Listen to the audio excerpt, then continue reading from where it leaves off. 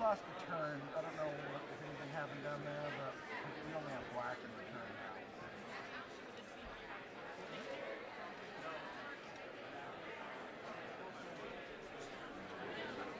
Oh, I got it back. Do you have it back yet? What's that?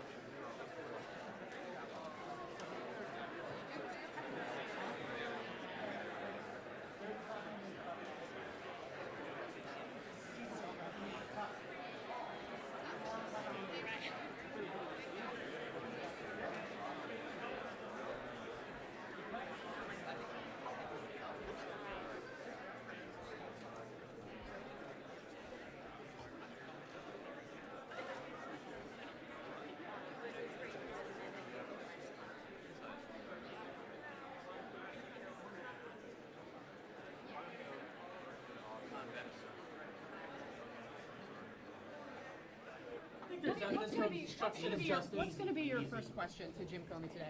Well, first of all, I want to get way more information and try to get more facts.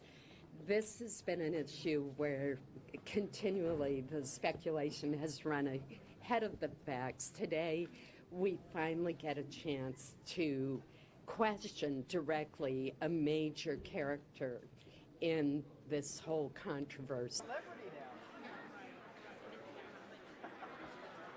I knew you when.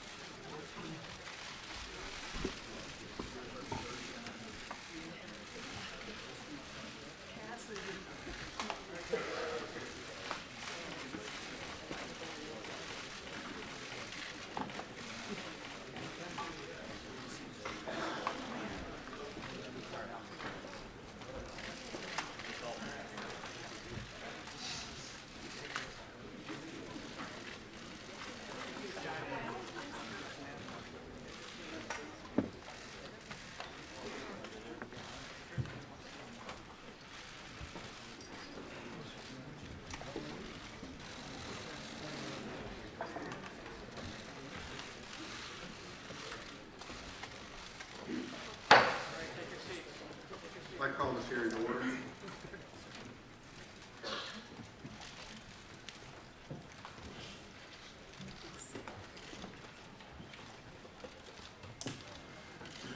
Director Comey, I appreciate your willingness to appear before the committee today, and more importantly, I thank you for your dedicated service and leadership to the Federal Bureau of Investigation.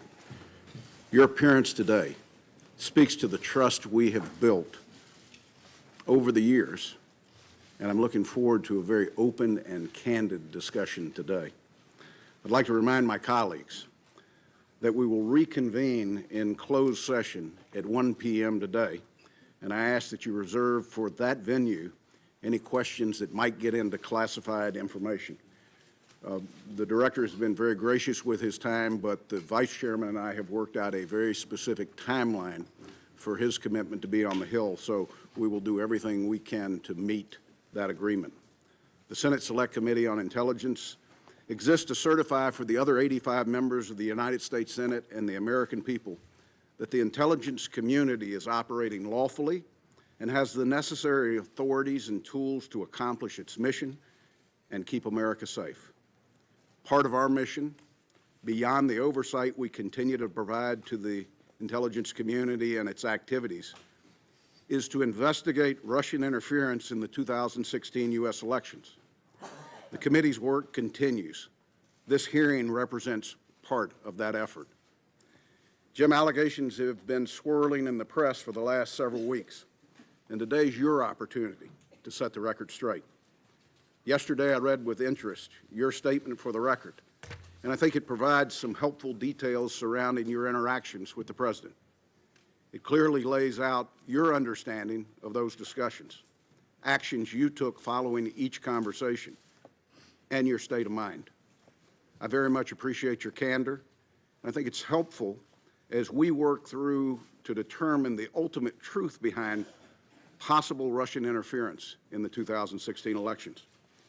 Your statement also provides texture and context to your interactions with the President from your vantage point and outlines a strained relationship.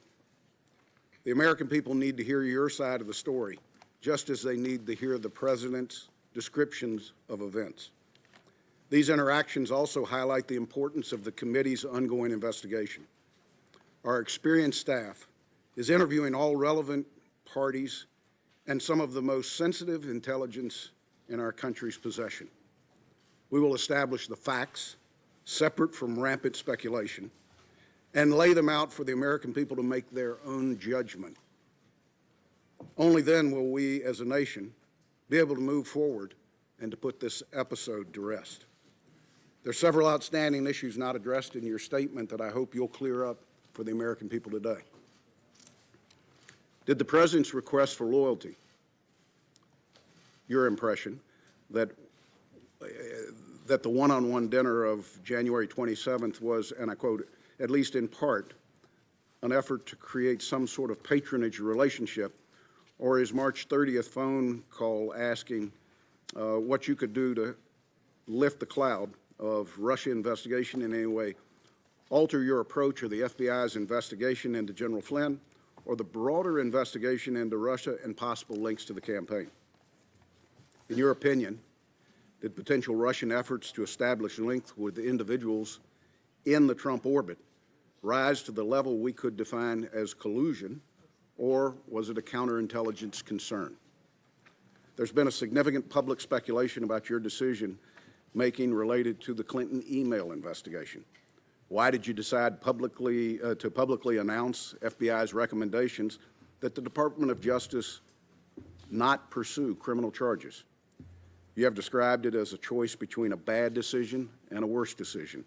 The American people need to understand the facts behind your action. This committee is uniquely suited to investigate Russia's interference in the 2016 elections.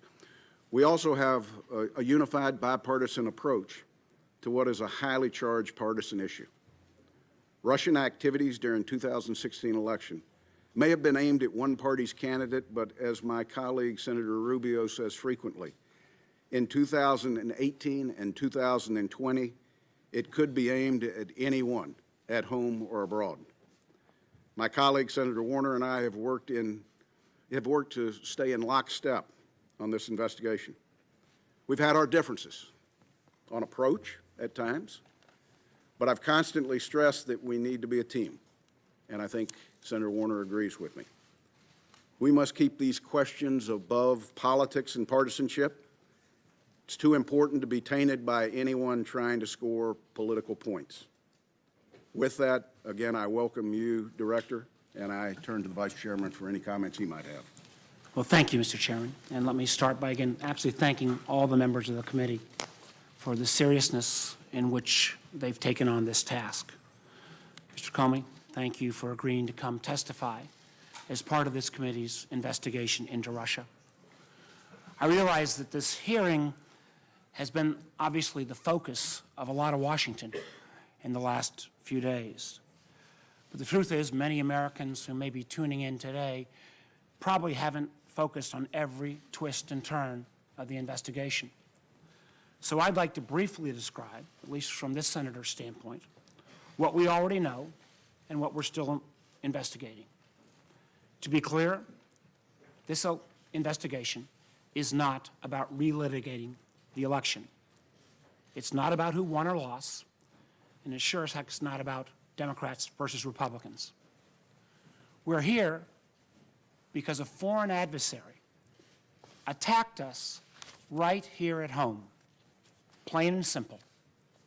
Not by guns or missiles, but by foreign operatives seeking to hijack our most important democratic process, our presidential election. Russian spies engaged in a series of online cyber raids and a broad campaign of disinformation, all ultimately aimed at sowing chaos to undermine public faith in our process, in our leadership, and ultimately in ourselves. And that's not just this senator's opinion. It is the unanimous determination of the entire U.S. intelligence community. So we must find out the full story. What the Russians did, and candidly, as some other colleagues have mentioned, why they were so successful. And more importantly, we must determine the necessary steps to take to protect our democracy and ensure they can't do it again. Chairman mentioned elections in 2018 and 2020. In my home state of Virginia, we have elections this year in 2017. Simply put, we cannot let anything or anyone prevent us from getting to the bottom of this. Now, Mr. Comey, let me say at the outset, we haven't always agreed on every issue. In fact, I've occasionally questioned some of the actions you've taken. But I've never had any reason to question your integrity, your expertise, or your intelligence. You've been a straight shooter with this committee and have been willing to speak truth to power, even at the risk of your own career, which makes the way in which you were fired by the president ultimately shocking. Recall, we began this entire process with the president and his staff first denying that the Russians were ever involved and then falsely claiming that no one from his team was ever in touch with any Russians. We know that's just not the truth. Numerous Trump associates had undisclosed contacts with Russians before and after the election, including the president's attorney general, his former national security advisor, and his current senior advisor, Mr. Kushner. That doesn't even begin to count the host of additional campaign associates and advisors who've also been caught up in this massive web. We saw Mr. Trump's campaign manager, Mr. Manafort, forced to step down over ties to Russian-backed entities. The national security advisor, General Flynn, had to resign over his lies about engagements with the Russians. And we saw the candidate himself express an odd and unexplained affection for the Russian dictator while calling for the hacking of his opponent. There's a lot to investigate. Enough, in fact, that then Director Comey publicly acknowledged that he was leading an investigation into those links between Mr. Trump's campaign and the Russian government. As the director of the FBI, Mr. Comey was ultimately responsible for conducting that investigation. which might explain why you're sitting now as a private citizen. What we didn't know was at the same time that this investigation was proceeding, the President himself appears to have been engaged in an effort to influence, or at least co-opt, the Director of the FBI. The testimony that Mr. Comey has submitted for today's hearing is very disturbing. For example, on January 27th, after summoning Director Comey to dinner, the President appears to have threatened the Director's job while telling him, quote, "I need loyalty. I expect loyalty." At a later meeting, on February 14th, the President asked the Attorney General to leave the Oval Office so that he could privately ask Director Comey, again, quote, "to see way clear to letting Flynn go." That is a statement that Director Comey interpreted as a request that he drop the investigation connected to General Flynn's false statements. Think about it. The President of the United States asking the FBI Director to drop an ongoing investigation.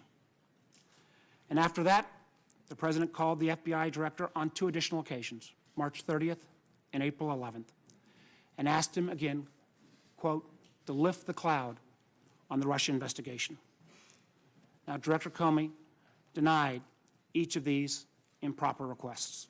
The loyalty pledge, the admonition to drop the Flynn investigation, the request to lift the cloud on the Russia investigation. Of course, after his refusals, Director Comey was fired. The initial explanation for the firing didn't pass any smell test. Somehow Director Comey was fired because he didn't treat Hillary Clinton appropriately. Of course, that explanation lasted about a day because the President himself then made very clear that he was thinking about Russia when he decided to fire Director Comey. Shockingly, reports suggest that the President admitted as much in an Oval Office meeting with the Russians the day after Director Comey was fired. Disparaging our country's top law enforcement official as a quote-unquote nut job, the President allegedly suggested that his firing relieved great pressure on his feelings about Russia. This is not happening in isolation. At the same time the President was engaged in these efforts with Director Comey, he was also, at least allegedly, asking senior leaders of the intelligence community to downplay the Russian investigation or to intervene with the Director. Yesterday, we had DNI Director Coates and NSA Director Admiral Rogers, who were offered a number of opportunities to flatly deny those press reports. They expressed their opinions, but they did not take that opportunity to deny those reports. They did not take advantage of that opportunity. In my belief, that's not how the President of the United States should behave. Regardless of the outcome of our investigation into the Russia links, Director Comey's firing and his testimony raise separate and troubling questions that we must get to the bottom of. Again, as I said at the outset, I've seen firsthand how seriously every member of this committee is taking his work. I'm proud of the committee's efforts so far. But let me be clear. This is not a witch hunt. This is not fake news. It is an effort to protect our country from a new threat that, quite honestly, will not go away anytime soon. So, Mr. Comey, your testimony here today will help us move towards that goal. I look forward to that testimony. Thank you, Mr. Chairman. Thank you, Vice Chairman. Director, as discussed, when you agreed to appear before the committee, it would be under oath. I'd ask you to please stand, raise your right hand. Do you solemnly swear to tell the truth, the whole truth, and nothing but the truth, so help you God? Please be seated. Director Comey, you're now under oath. And I would just note to members, you will be recognized by seniority for a period up to 7 minutes. And again, it is the intent to move to a closed session no later than 1 p.m. With that, Director Comey, you are recognized. You have the floor for as long as you might need. Thank you, Mr. Chairman. Ranking Member Warner, members of the committee, thank you for inviting me here to testify today. I've submitted my statement for the record, and I'm not going to repeat it here this morning, I thought I would just offer some very brief introductory remarks, and then I would welcome your questions. When I was appointed FBI Director in 2013, I understood that I served at the pleasure of the President. Even though I was appointed to a 10-year term, which Congress created in order to underscore the importance of the FBI being outside of politics and independent, I understood that I could be fired by a president for any reason or for no reason at all. And on May the 9th, when I learned that I had been fired, for that reason, I immediately came home as a private citizen. But then the explanations, the shifting explanations, confused me and increasingly concerned me. They confused me because the President and I had had multiple conversations about my job, both before and after he took office. And he had repeatedly told me I was doing a great job and he hoped I would stay. And I had repeatedly assured him that I did intend to stay and serve out the remaining 6 years of my term. He told me repeatedly that he had talked to lots of people about me, including our current Attorney General, and had learned that I was doing a great job and that I was extremely well liked by the FBI workforce. So it confused me when I saw on television the President saying that he actually fired me because of the Russia investigation, and learned again from the media that he was telling privately other parties that my firing had relieved great pressure on the Russia investigation. I was also confused by the initial explanation that was offered publicly that I was fired because of the decisions I had made during the election year. That didn't make sense to me for a whole bunch of reasons, including the time and all the water that had gone under the bridge since those hard decisions had to be made. That didn't make any sense to me. And although the law required no reason at all to fire an FBI director, the administration then chose to defame me, and more importantly, the FBI, by saying that the organization was in disarray, that it was poorly led, that the workforce had lost confidence in its leader. Those were lies, plain and simple. And I am so sorry that the FBI workforce had to hear them, and I'm so sorry that the American people were told them. I worked every day at the FBI to help make that great organization better. And I say help because I did nothing alone at the FBI. There are no indispensable people at the FBI. The organization's great strength is that its values and abilities run deep and wide. The FBI will be fine without me. The FBI's mission will be relentlessly pursued by its people, and that mission is to protect the American people and uphold the Constitution of the United States. I will deeply miss being part of that mission, but this organization and its mission will go on long beyond me and long beyond any particular administration. I have a message before I close for my former colleagues of the FBI, but at first I want the American people to know this truth. The FBI is honest, the FBI is strong, and the FBI is and always will be independent. And now to my former colleagues, if I may. I am so sorry that I didn't get the chance to say goodbye to you properly. It was the honor of my life to serve beside you, to be part of the FBI family, and I will miss it for the rest of my life. Thank you for standing watch. Thank you for doing so much good for this country. Do that good as long as ever you can. And Senators, I look forward to your questions. Director, thank you for that testimony, both oral and the written testimony that you provided to the committee yesterday and made public to the American people. Chair would recognize himself first for 12 minutes, Vice Chair for 12 minutes based upon the agreement we have.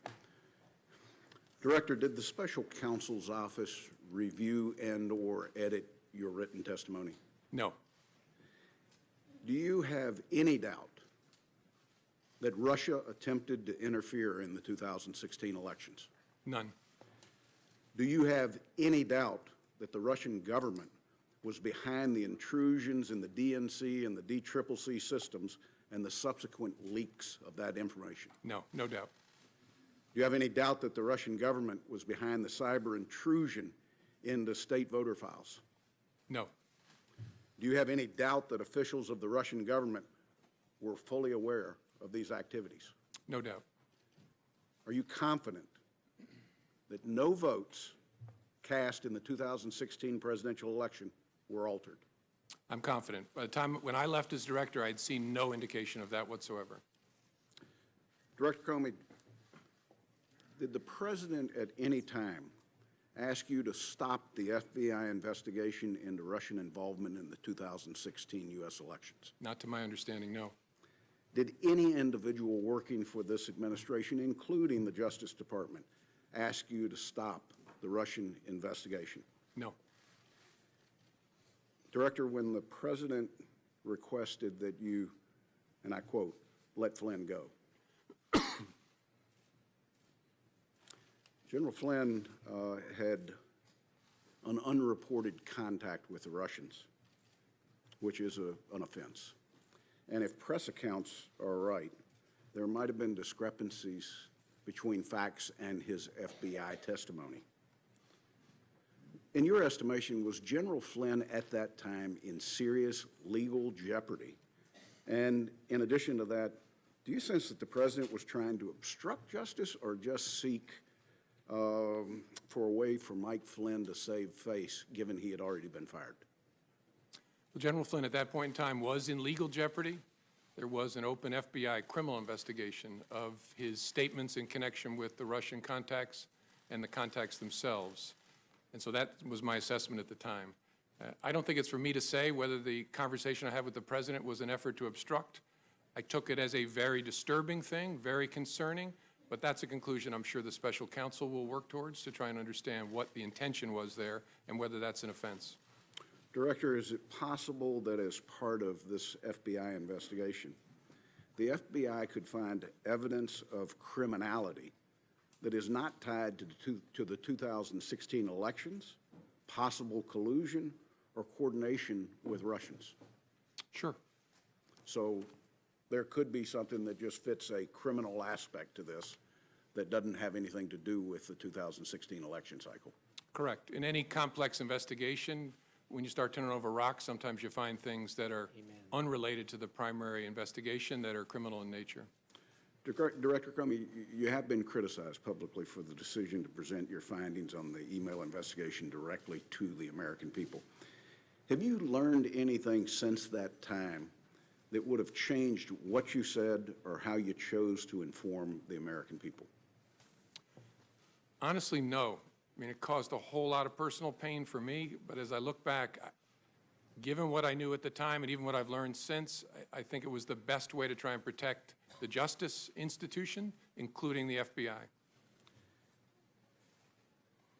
In the public domain is this question of the Steele dossier, a document that has been around now for over a year.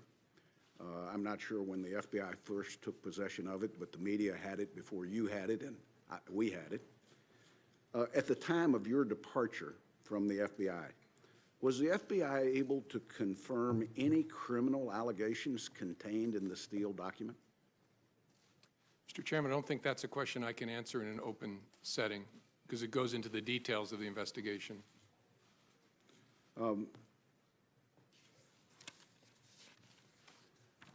Director, the term we hear most often is collusion. When people are describing possible links between Americans and Russian government entities related to the interference in our election, would you say that it's normal for foreign governments to reach out to members of an incoming administration? Yes. At what point does the normal contact cross the line into an attempt to recruit agents or influence or spies? Difficult to say in the abstract. It depends upon the context, whether there's an effort to keep it covert, or what the nature of the requests made of the American by the foreign government are. It's a judgment call based on a whole lot of facts. At what point would that recruitment become a counterintelligence threat to our country? Again, difficult to answer in the abstract, but when a foreign power is using especially coercion or some sort of pressure to try and co-opt an American, especially a government official, to act on its behalf, that's a serious concern to the FBI and at the heart of the FBI's counterintelligence mission. So if you've got a 36-page document of specific claims that are out there, the FBI would have to, for counterintelligence reasons, try to verify anything that might be claimed in there. One, and probably first and foremost, is the counterintelligence concerns that we have about blackmail. Would that be an accurate statement? Yes. If the FBI receives a credible allegation that there is some effort to co-opt, coerce, direct, employ covertly an American on behalf of the foreign power, that's the basis on which a counterintelligence investigation is opened. And when you read the dossier, what was your reaction, given that it was 100% directed at the president-elect? Not a question I can answer in an open setting, Mr. Chairman. Okay. When did you become aware of the cyber intrusion?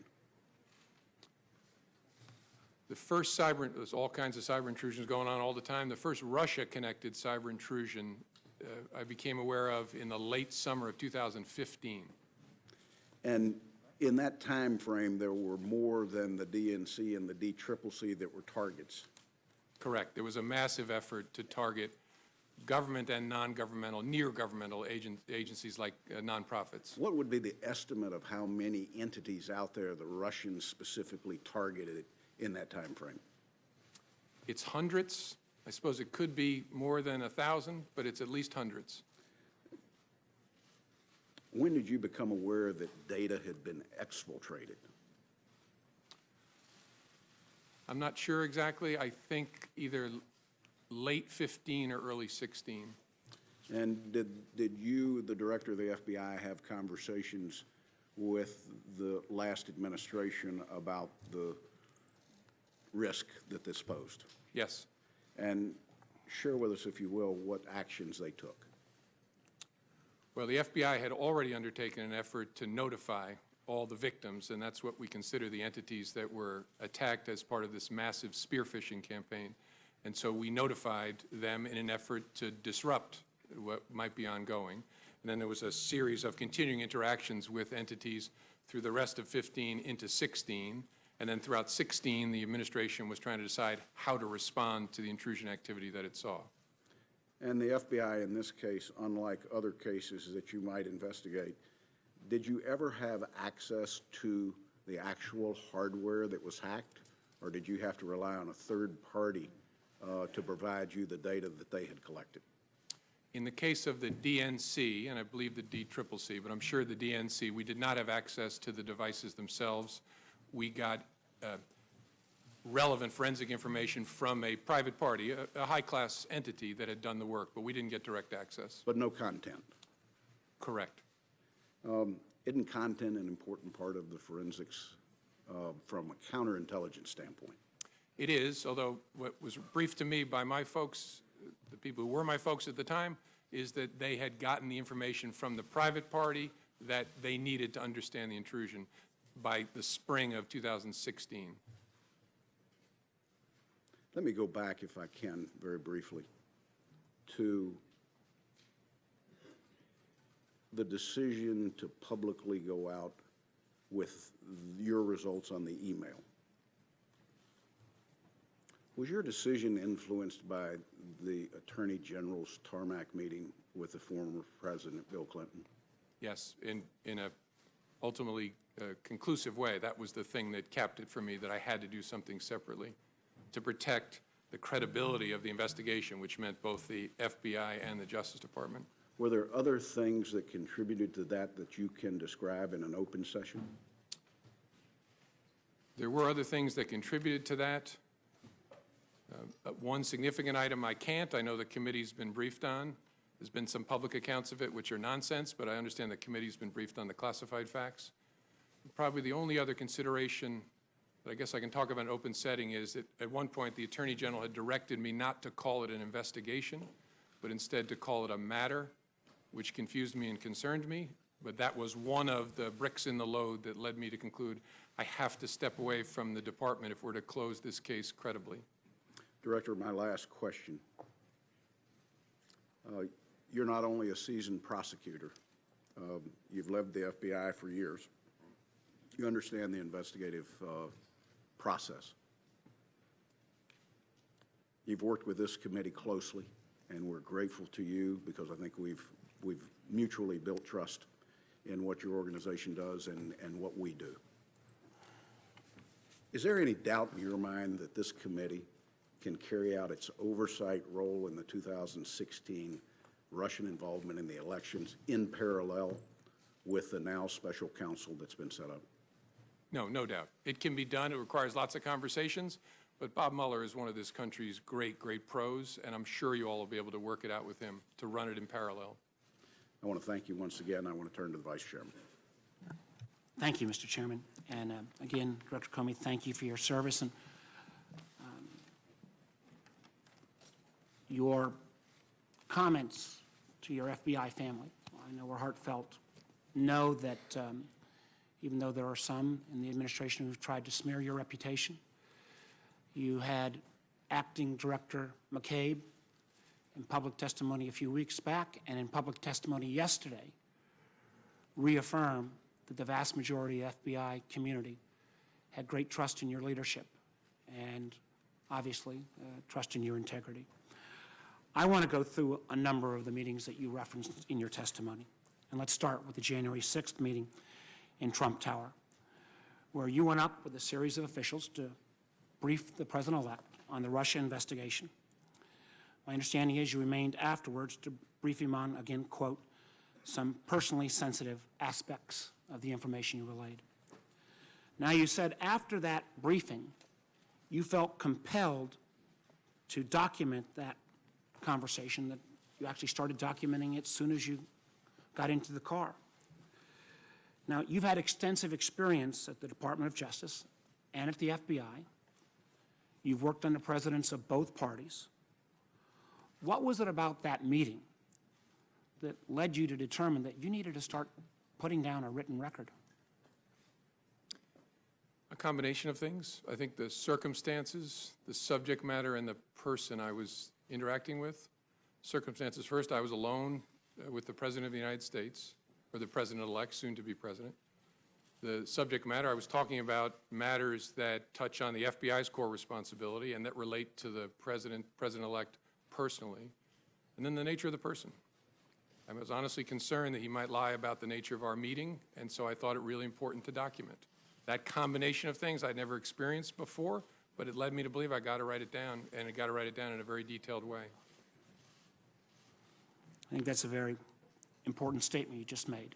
And my understanding is that then, again, unlike your dealings with presidents of either parties in your past experience, in every subsequent meeting or conversation with this president, you created a written record. Did you feel that you needed to create this written record of these memos because they might need to be relied on at some future date? Sure. I created records after conversations, and I think I did it after each of our 9 conversations. If I didn't, I did it for nearly all of them, especially the ones that were substantive. I knew that there might come a day when I would need a record of what had happened, not just to defend myself, but to defend the FBI and our integrity as an institution and the independence of our investigative function. That's what made this so difficult, is it was a combination of circumstances, subject matter, and the particular person. And so in all your experience, this was the only president that you felt like in every meeting you needed to document, because at some point, using your words, he might put out a non-truthful representation of that meeting. Now, that's right, Senator. And I, as I said in my written testimony, as FBI Director, I interacted with President Obama, and I spoke only twice in 3 years and didn't document it. When I was Deputy Attorney General, I had one-on-one meeting with President Bush about a very important and difficult national security matter. I didn't write a memo documenting that conversation either. Sent a quick email to my staff to let them know there was something going on. But I didn't feel with President Bush the need to document it in that way. Again, because the combination of those factors just wasn't present with either President Bush or President Obama. I think that is very significant. I think others will probably question that. Now, the chairman and I have requested those memos. It is our hope that the FBI will get this committee access to those memos so that, again, we can read that contemporaneous rendition so that we've got your side of the story. Now, I know members have said and press have said that if you were a great deal has been made of whether the president, you are asked to, in effect, indicate whether the president was the subject of any investigation. And my understanding is prior to your meeting on January 6th, you discussed with your leadership team whether or not you should be prepared to assure then President-elect Trump that the FBI was not investigating him personally. Now, my understanding is your leadership team agreed with that, but was that a unanimous decision? Was there any debate about that?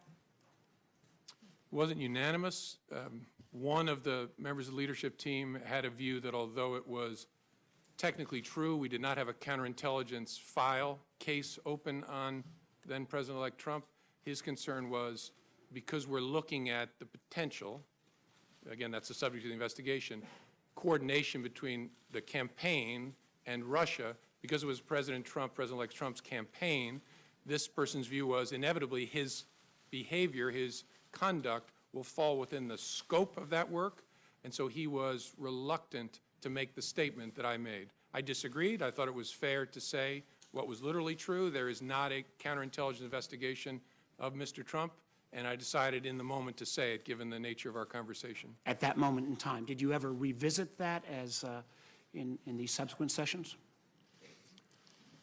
With the FBI leadership team. team? Sure. With the team. And the leader who had that view, it didn't change.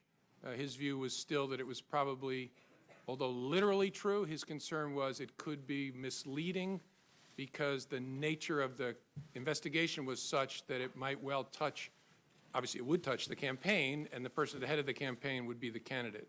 And so that was his view throughout. Let me move to the January 27th dinner, where you said, quote, "The president began by asking me whether I wanted to stay on as FBI director. He also indicated that lots of people, again your words, wanted the job. You go on to say that the dinner itself was seemingly an effort to, quote, have you ask him for your job and create some sort of, quote unquote, patronage relationship. The president seems, from my reading of your memo, to be holding your job or your possibility of continuing in your job over your head in a fairly direct way. What was your impression, and what did you mean by this notion of a patronage relationship? Well, my impression, and again, it's my impression, I could always be wrong, but my common sense told me that what was going on is either he had concluded or someone had told him that you've already asked Comey to stay and you didn't get anything for it, and that the dinner was an effort to build a relationship, in fact, he asked specifically, of loyalty in the context of asking me to stay. And as I said, what was odd about that is we'd already talked twice about it by that point, and he'd said, I very much hope you'll stay. I hope you'll stay. In fact, I just remembered sitting here, a third one, when you've seen the picture of me walking across the blue room, and what the president whispered in my ear was, I really look forward to working with you. So after those encounters... And that was just a few days before you were fired. Yeah, that was on the Sunday after the inauguration. The next Friday, I have dinner, and the president begins by wanting to talk about my job. And so I'm sitting there thinking, wait a minute, 3 times you've already asked me to stay or talked about me staying. My common sense, again, I could be wrong, but my common sense told me what's going on here is he's looking to get something in exchange for granting my request to stay in the job.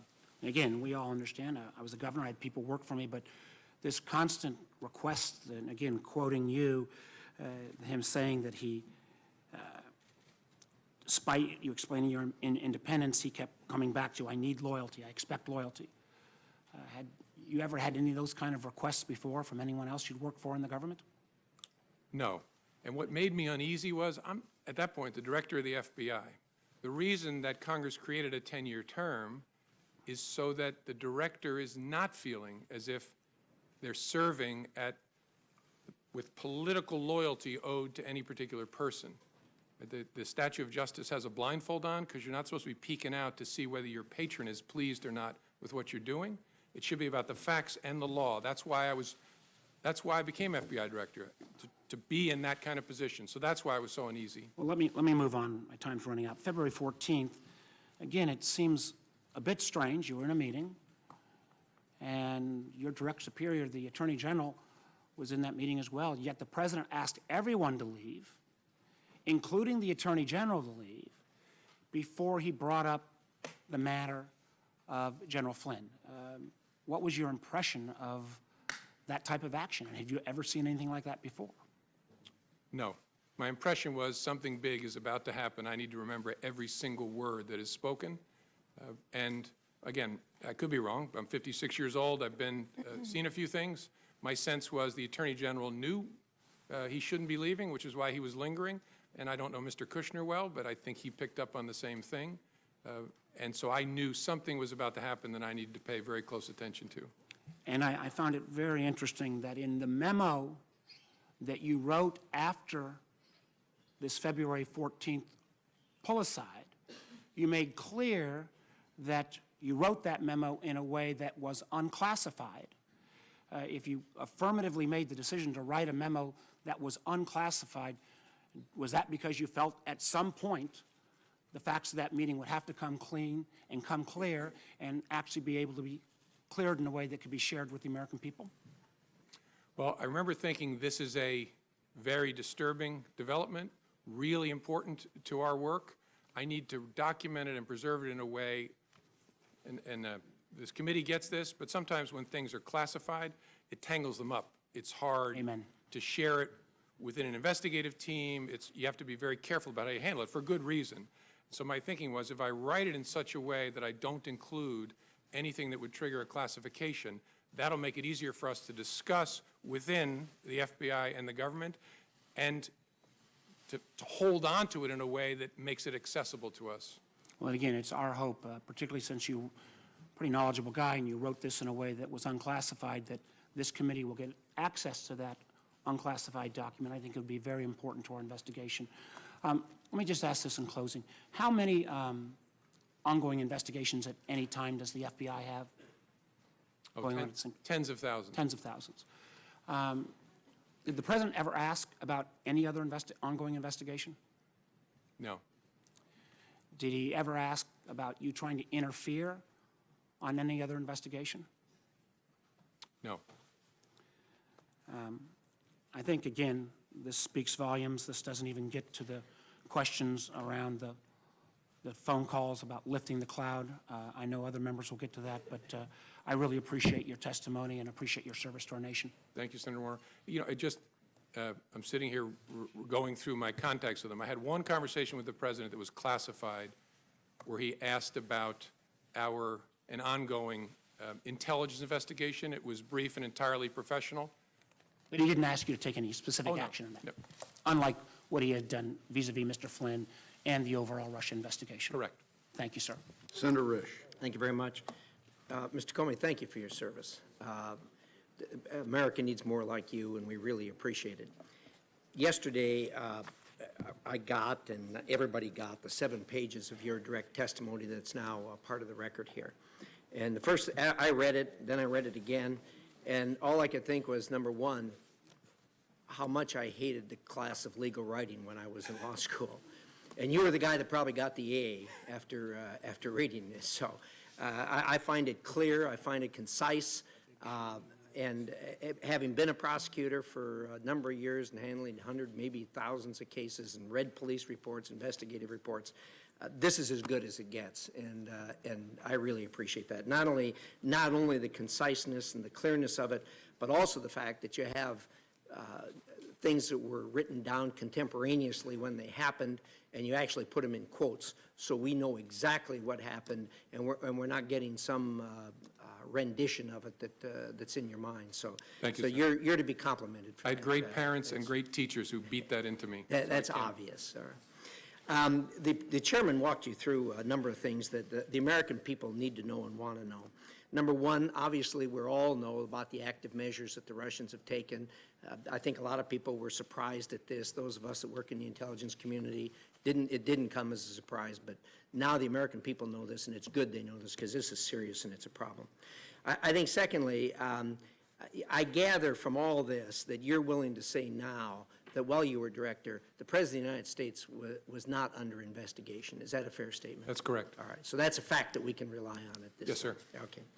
I remember you talked with us shortly after February 14th when the New York Times wrote an article that suggested that the Trump campaign was colluding with the Russians. You remember reading that article when it first came out? I do. It was about allegedly extensive electronic surveillance that Correct. had communications. Yes, I do. And that upset you to the point where you actually went out and surveyed the intelligence community to see whether you were missing something in that. Is that correct? That's correct. I want to be careful in open setting, I'm but not going to go any further than that Okay. with it, so thank you. In addition to that, after that, you sought out both Republican and Democrat senators to tell them that, hey, I don't know where this is coming from, but this is not the case. This is not factual. Do you recall that? yes. Okay. So again, so the American people can understand this, that report by the New York Times was not true. Is that a fair statement? Yeah, in the main, it was not true. And again, all of you know this, maybe the American people don't. The challenge, and I'm not picking on reporters about writing stories about classified information, is the people talking about it often don't really know what's going on, and those of us who actually know what's going on are not talking about it. And we don't call the press to say, hey, you got that thing wrong about this sensitive topic. We just have to leave it there. I mentioned to the chairman the nonsense around what influenced me to make the July 5th statement. Nonsense, but I can't go explaining how it's nonsense. Thank you. All right, so those three things we now know regarding the active measures with the president's under investigation and the collusion between the Russian, the Trump campaign and the Russians. I want to drill right down, as my time is limited, to the most recent dust-up regarding allegations that the President of the United States obstructed justice. And boy, you nailed this down on page 5, paragraph 3. You put this in quotes. Words matter. You wrote down the words so we can all have the words in front of us now. There's 28 words there that are in quotes, and it says, quote, I hope, this is the president speaking, I hope you can see your way clear to letting this go, to letting Flynn go. He is a good guy. I hope you can let this go. Now, those are his exact words. Is that correct? Correct. And you wrote them here and you put them in quotes? Correct. Okay. Thank you for that. He did not direct you to let it go. Not in his words, no. He did not order you to let it go. Again, those words are not in order. No. He said, I hope. Now, like me, you probably did hundreds of cases, maybe thousands of cases, charging people with criminal offenses. And of course, you have knowledge of the thousands of cases out there that where people have been charged. Do you know of any case where a person has been charged for obstruction of justice, or for that matter, any other criminal offense, where they said or thought they hoped for an outcome? I don't know well enough to answer. And the reason I keep saying his words is I took it as a direction. Right. I mean, this is the President of the United States with me alone saying, I hope this. I took it as this is what he wants me to do. Now, I didn't obey that, but that's the way I took it. You may have taken it as a direction, but that's not what he said. Correct. That's why I said He said, I hope. those are exact words. Correct. You don't know of anyone that's ever been charged for hoping something. Is that a fair statement? I don't as I sit here. Yeah, thank you. Thank you, Mr. Chairman. Senator Feinstein. Thanks very much, Mr. Chairman. Mr. Comey, I just want you to know that I have great respect for you.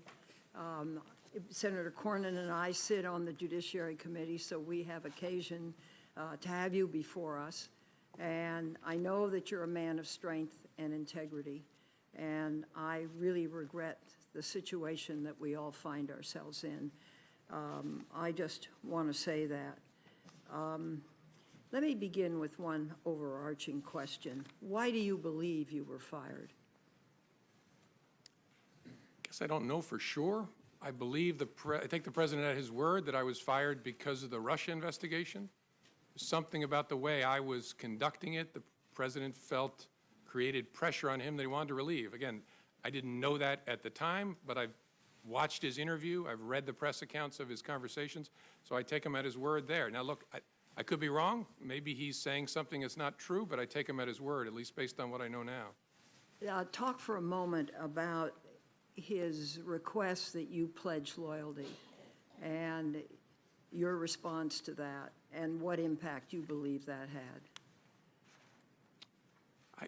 I don't know for sure because I don't know the president well enough to read him well. I think it was, first of all, our relationship didn't get off to a great start given the conversation I had to have on January 6th.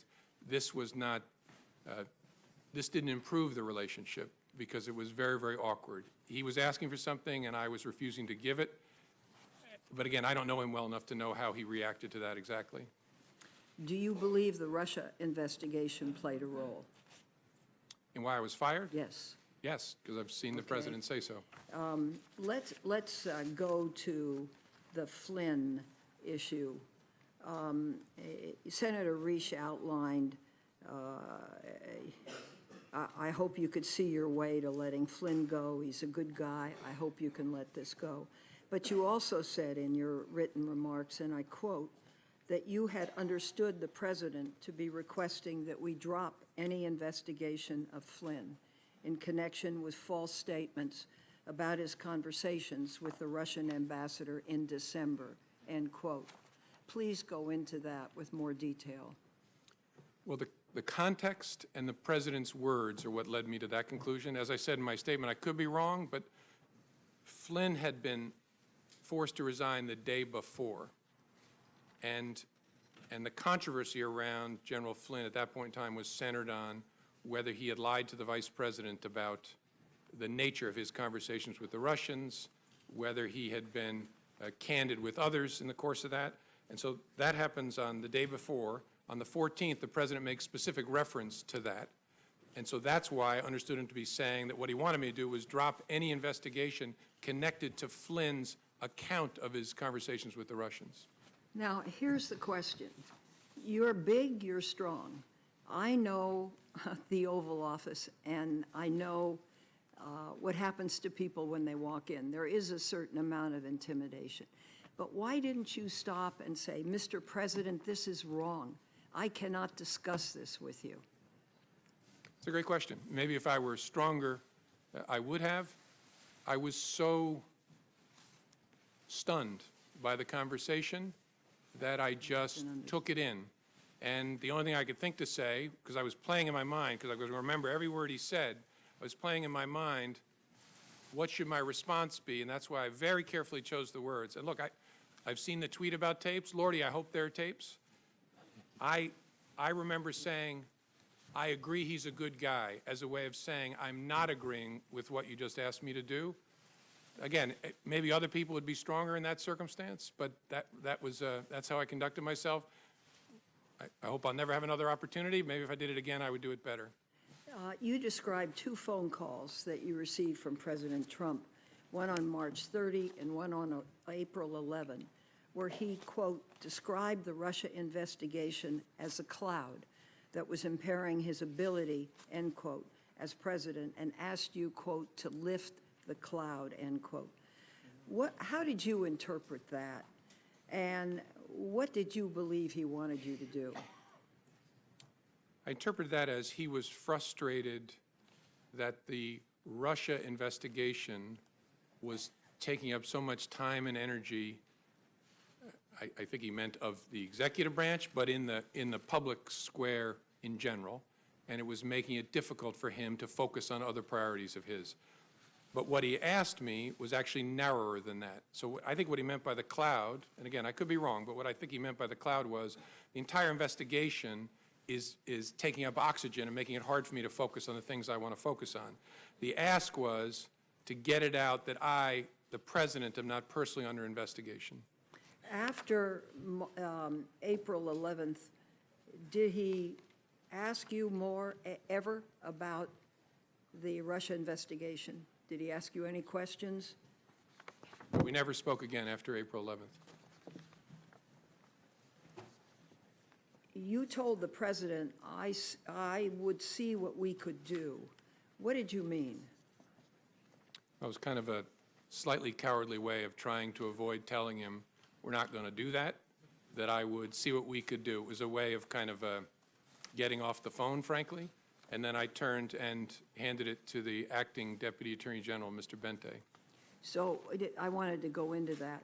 Who did you talk with about that, lifting the cloud, stopping the investigation back at the FBI, and what was their response?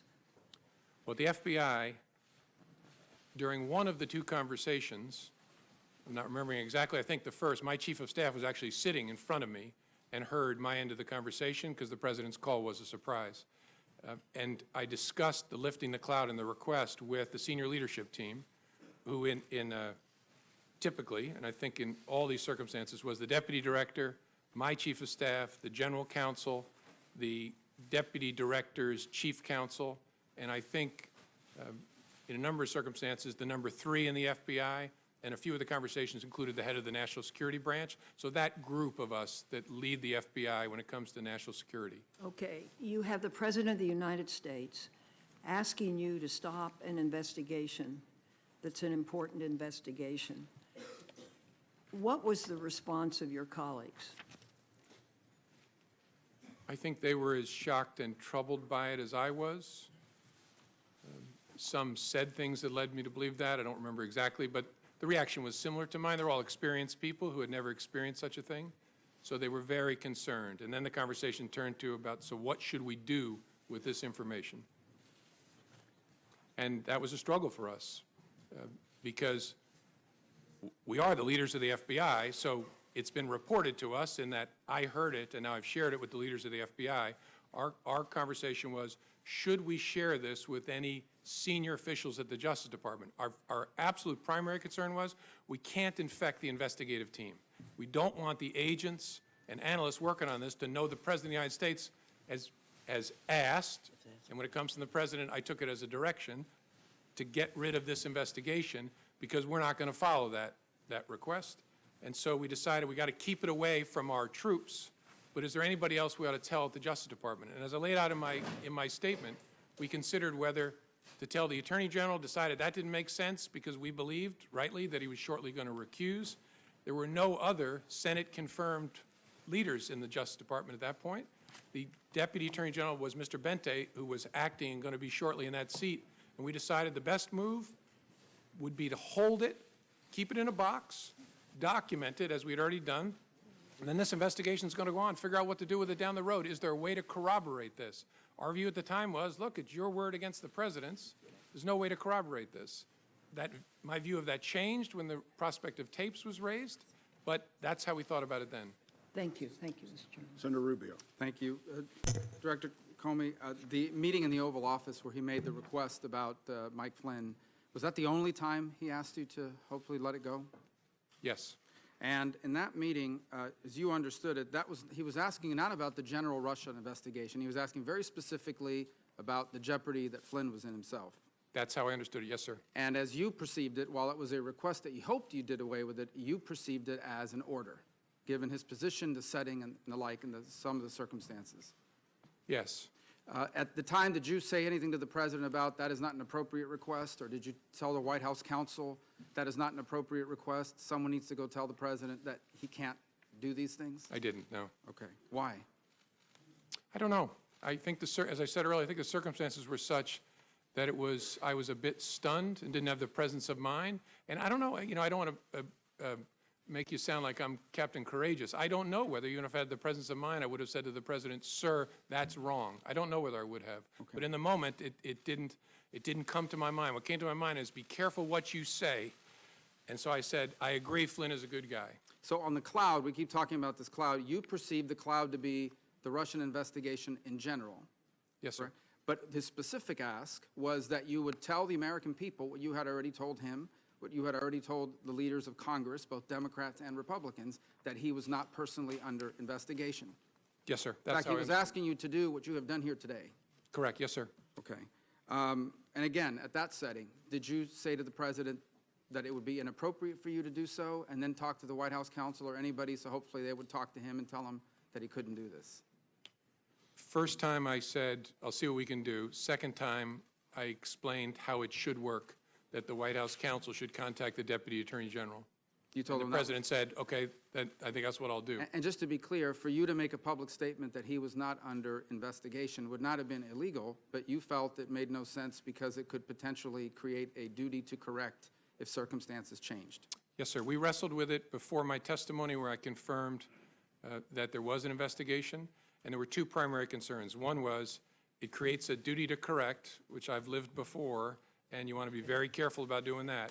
And second, it's a slippery slope because if we say the President and the vice president aren't under investigation, what's the principled basis for stopping? Okay. And so the leadership at Justice, Acting Attorney General Bente, said, you're not going to do that. Now, on March 30th, during the phone call about General Flynn, you said he abruptly shifted and brought up something that you call, quote-unquote, the McCabe thing.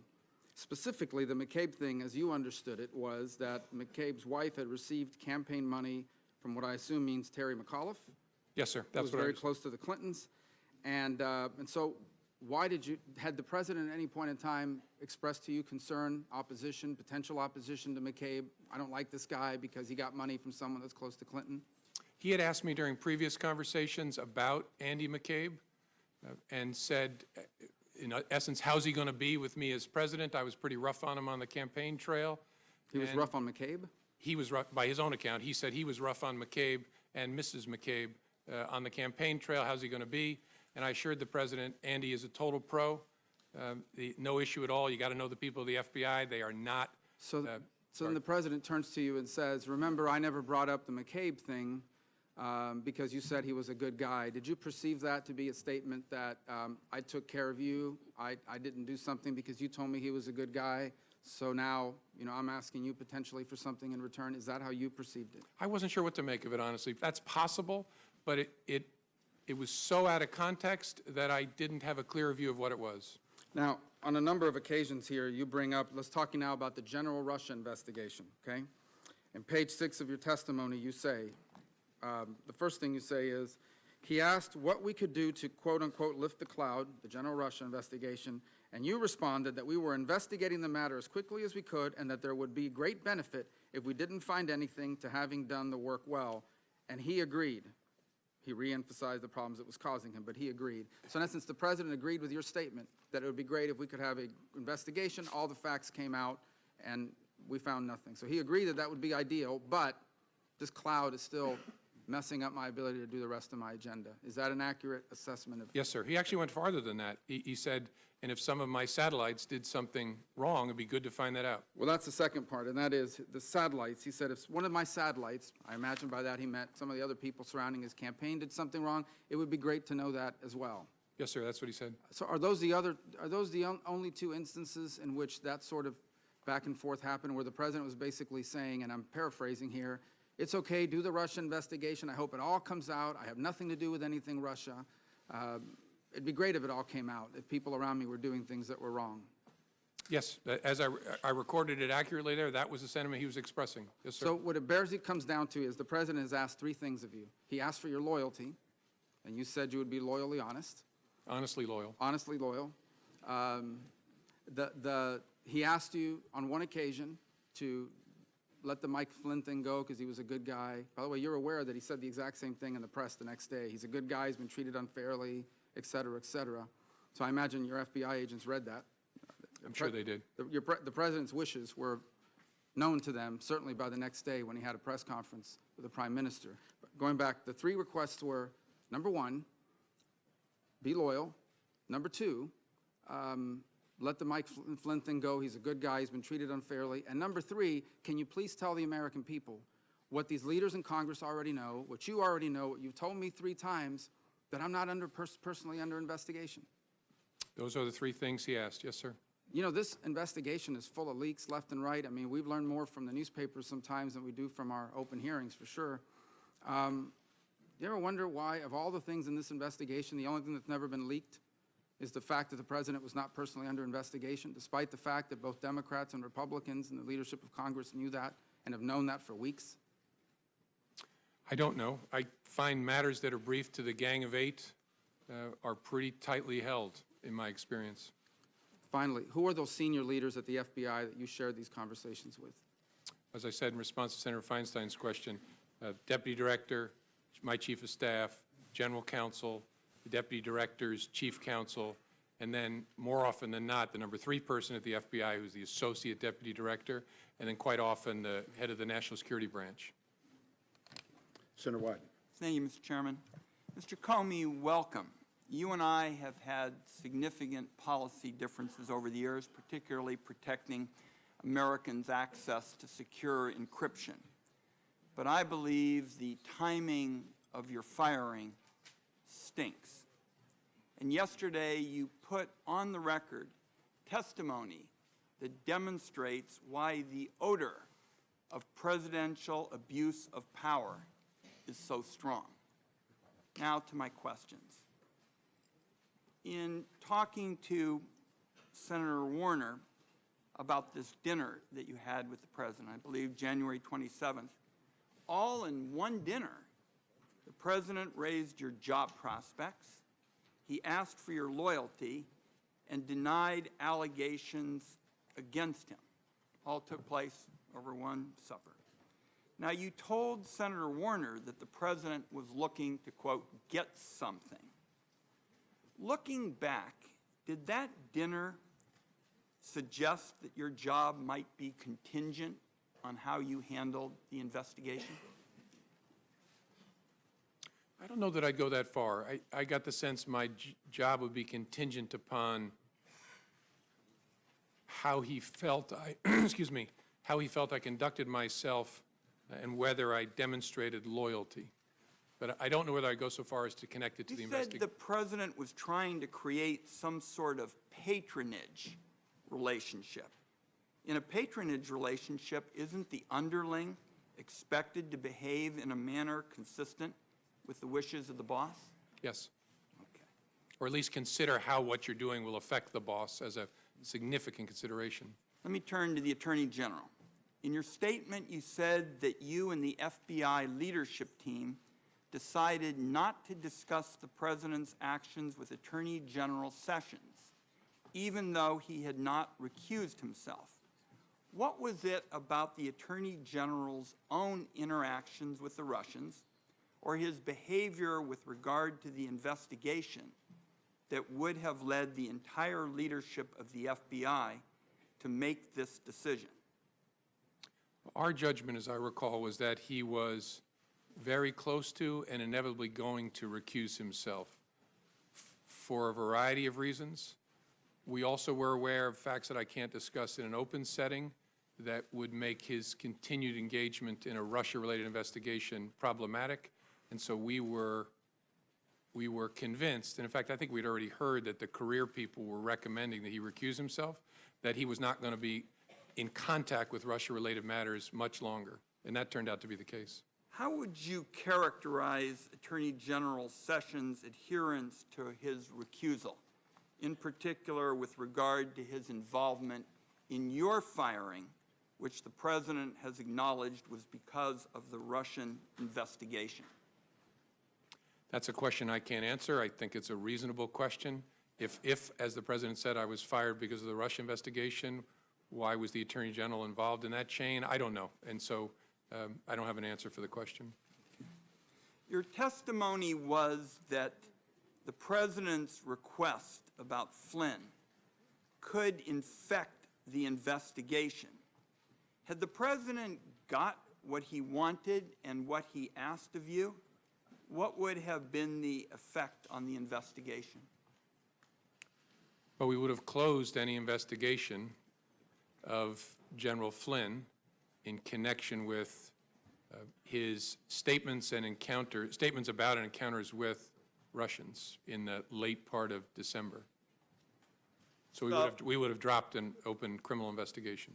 So, in effect, when you talk about infecting the enterprise, you would have dropped something major that would have spoken to the overall ability of the American people to get the facts. Correct. And as good as our people are, our judgment was we don't want them hearing that the President of the United States wants this to go away because it might have an effect on their ability to be fair and impartial and aggressive. Now, the acting Attorney General Yates found out that Michael Flynn could be blackmailed by the Russians, and she went immediately to warn the White House. Flynn is gone, but other individuals with contacts with the Russians are still in extremely important positions of power. Should the American people have the same sense of urgency now with respect to them? I think all I can say, Senator, is the special counsel's investigation is very important. Understanding what efforts there were or are by the Russian government to influence our government is a critical part of the FBI's mission.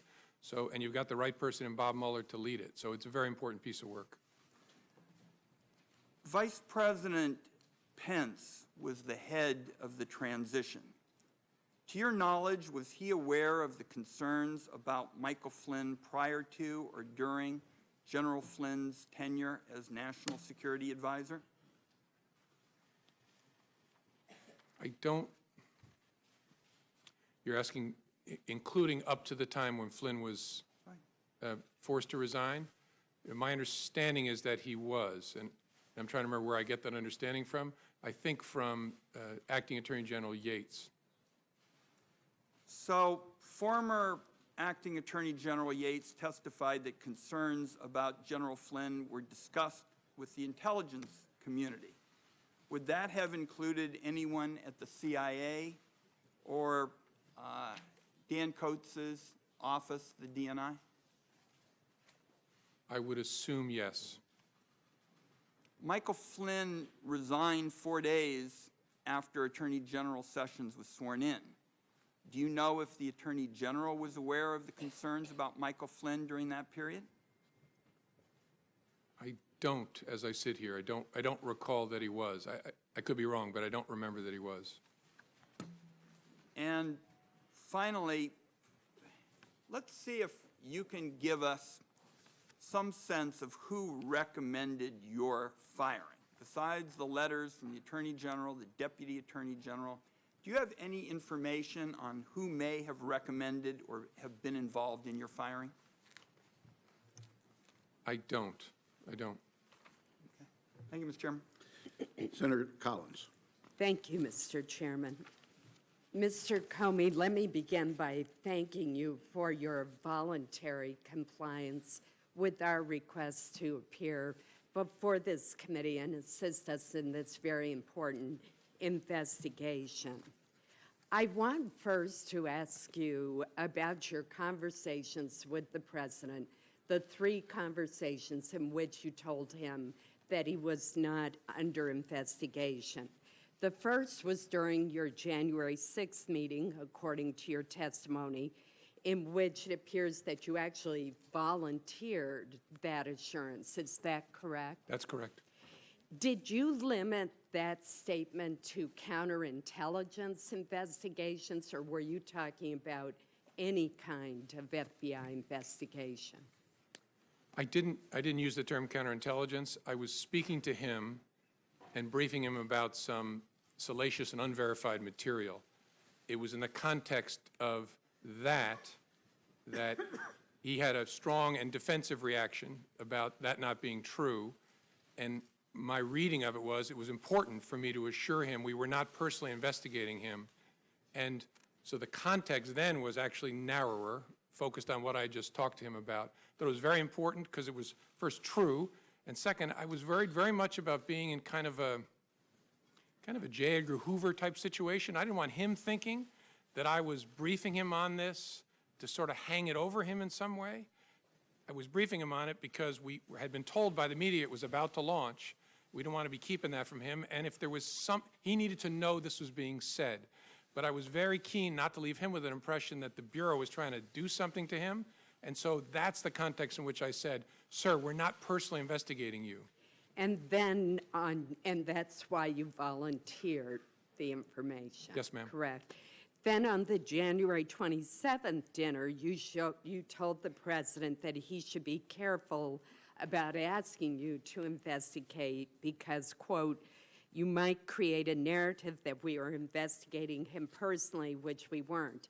Again, were you limiting that statement to counterintelligence investigations or more broadly, such as a criminal investigation? The context was very similar. I didn't modify the word investigation.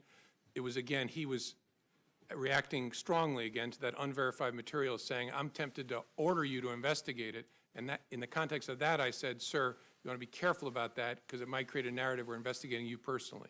And then there was the March 30th phone call with the president in which you reminded him that congressional leaders had been briefed that we were not personally, the FBI was not personally investigating President Trump. And again, was that statement to congressional leaders and to the president limited to counterintelligence investigations, or was it a broader statement? I'm trying to understand whether there was any kind of investigation of the president underway. No, I'm sorry. And if I misunderstood, I apologize. We briefed the congressional leadership about what Americans we had opened counterintelligence investigation cases on, and we specifically said the president is not one of those Americans, but that there was no other investigation of the president that we were not mentioning at that time. What the context was counterintelligence, but I wasn't trying to hide some criminal investigation of the president. And was the president under investigation at the time of your dismissal on May 9th? No.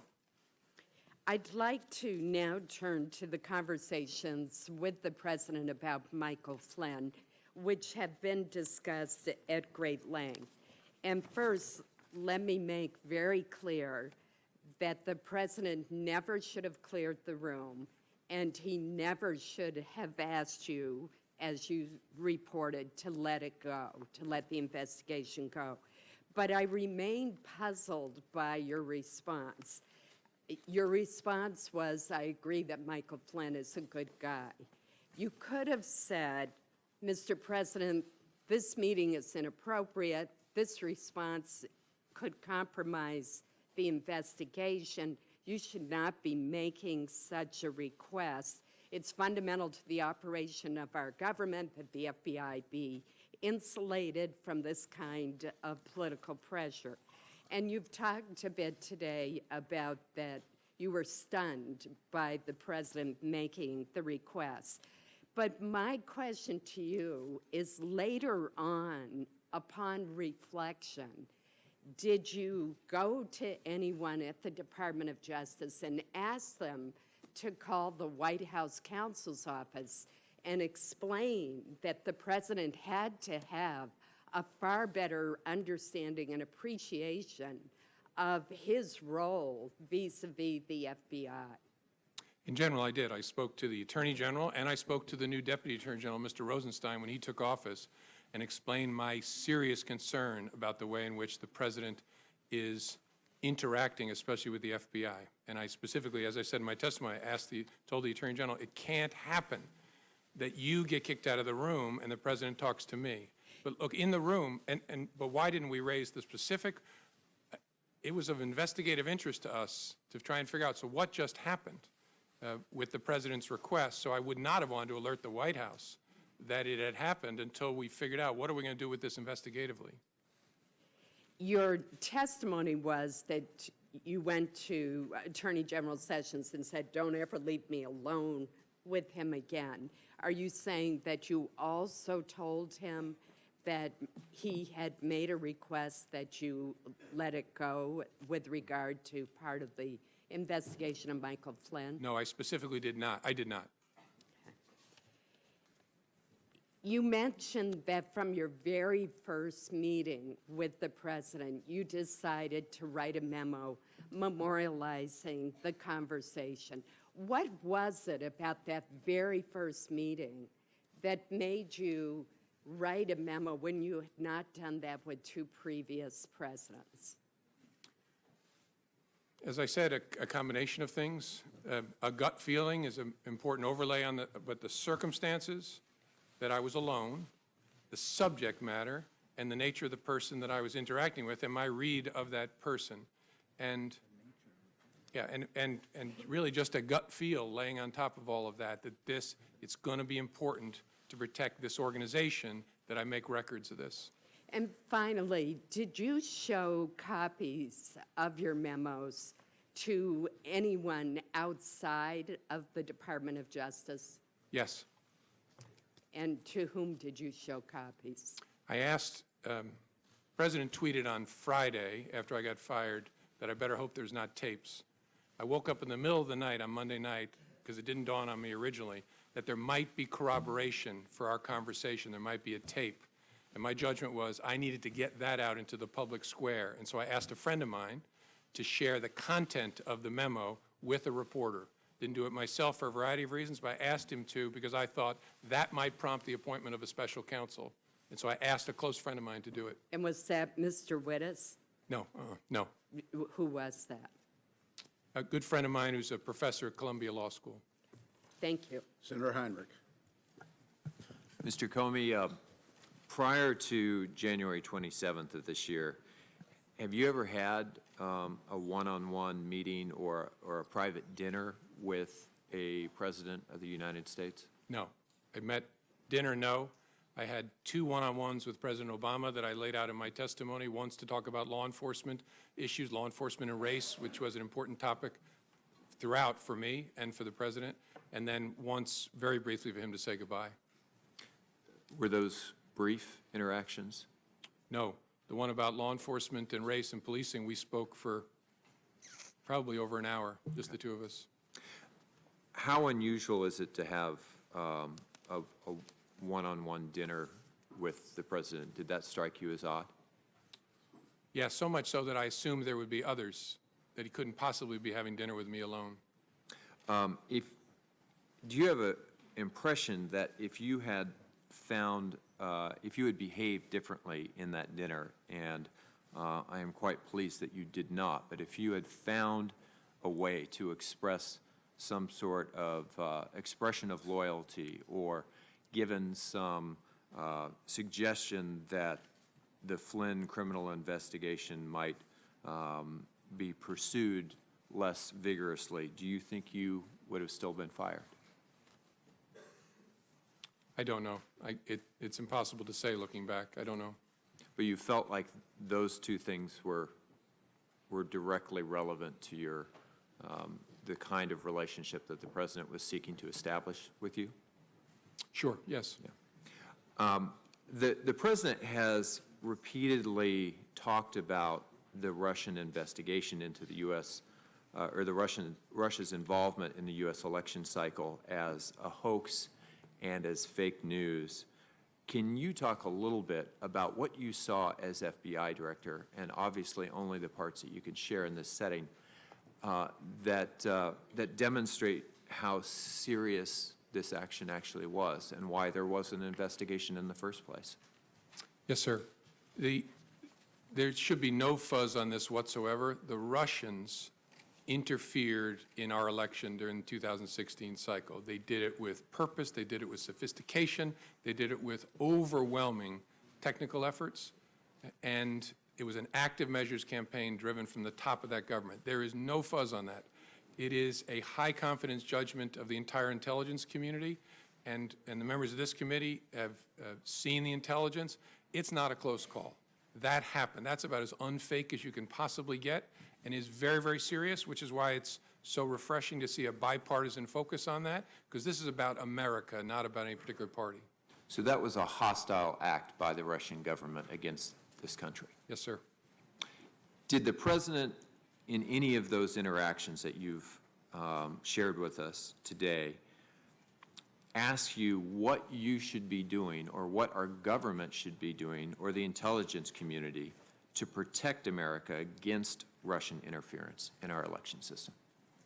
I don't recall a conversation like that. Never. No.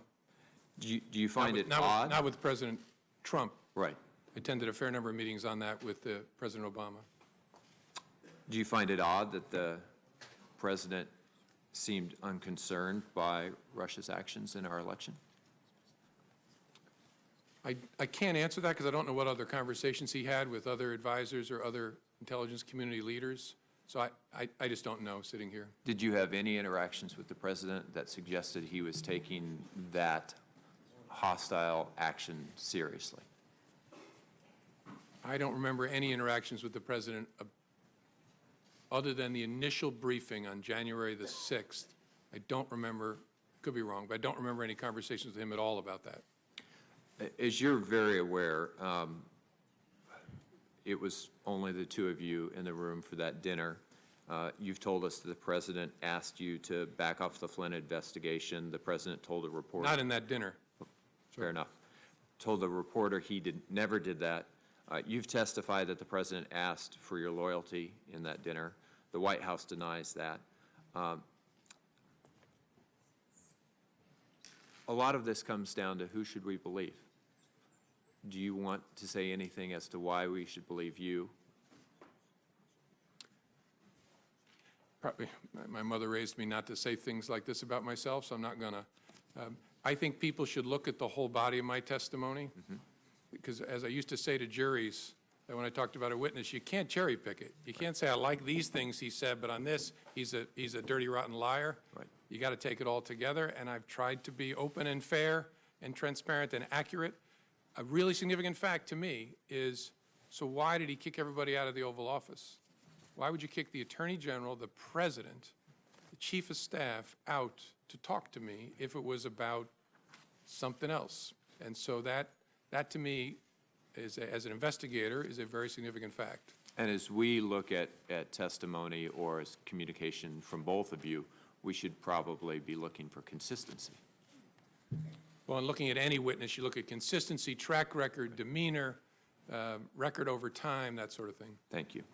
So there are reports that the incoming Trump administration, either during the transition and or after the inauguration, attempted to set up a sort of backdoor communication channel with the Russian government using their infrastructure, their devices or facilities. What would be the risks, particularly for a transition, someone not actually in the office of the president yet, to setting up unauthorized channels with a hostile foreign government, especially if they were to evade our own American intelligence services? I'm not going to comment on whether that happened in an open setting, but the primary risk is obvious. You spare the Russians the cost and effort of having to break into our communications channels by using theirs. And so you make it a whole lot easier for them to capture all of your conversations and then to use those to the benefit of Russia against the United States. The memos that you wrote, did you write all 9 of them in a way that was designed to prevent them from needing classification? No. And on a few of the occasions I sent emails to my chief of staff or others on some of the brief phone conversations that I recall. The first one was a classified briefing. Although it wasn't in a SCIF, it was in a conference room at Trump Tower. It was a classified briefing, and so I wrote that on a classified device. The one I started typing in the car, that was a classified laptop that I started working on. Any reason in a classified environment, in a SCIF, that this committee it would not be appropriate to see those communications from, at least from your perspective as the author? No. Thank you, Mr. Chairman. Senator Blunt. Thank you, Mr. Chairman. Mr. Comey, when you were terminated at the FBI, I said and still continue to feel that you have provided years of great service to the country. I also said that I'd had significant questions over the last year about some of the decisions you made. If the president hadn't terminated your service, would you still be, in your opinion, the director of the FBI today? Yes, sir. So you took as a direction from the president something that you thought was serious and troublesome, but continued to show up for work the next day. Yes, sir. And 6 weeks later, we're telling the president on March the 30th that he was not personally the target of any investigation. Correct. On March the 30th, and I think again on April 11th as well, I told him we're not investigating him personally. That was true. Well, the point to me, the concern to me there is that all these things are going on.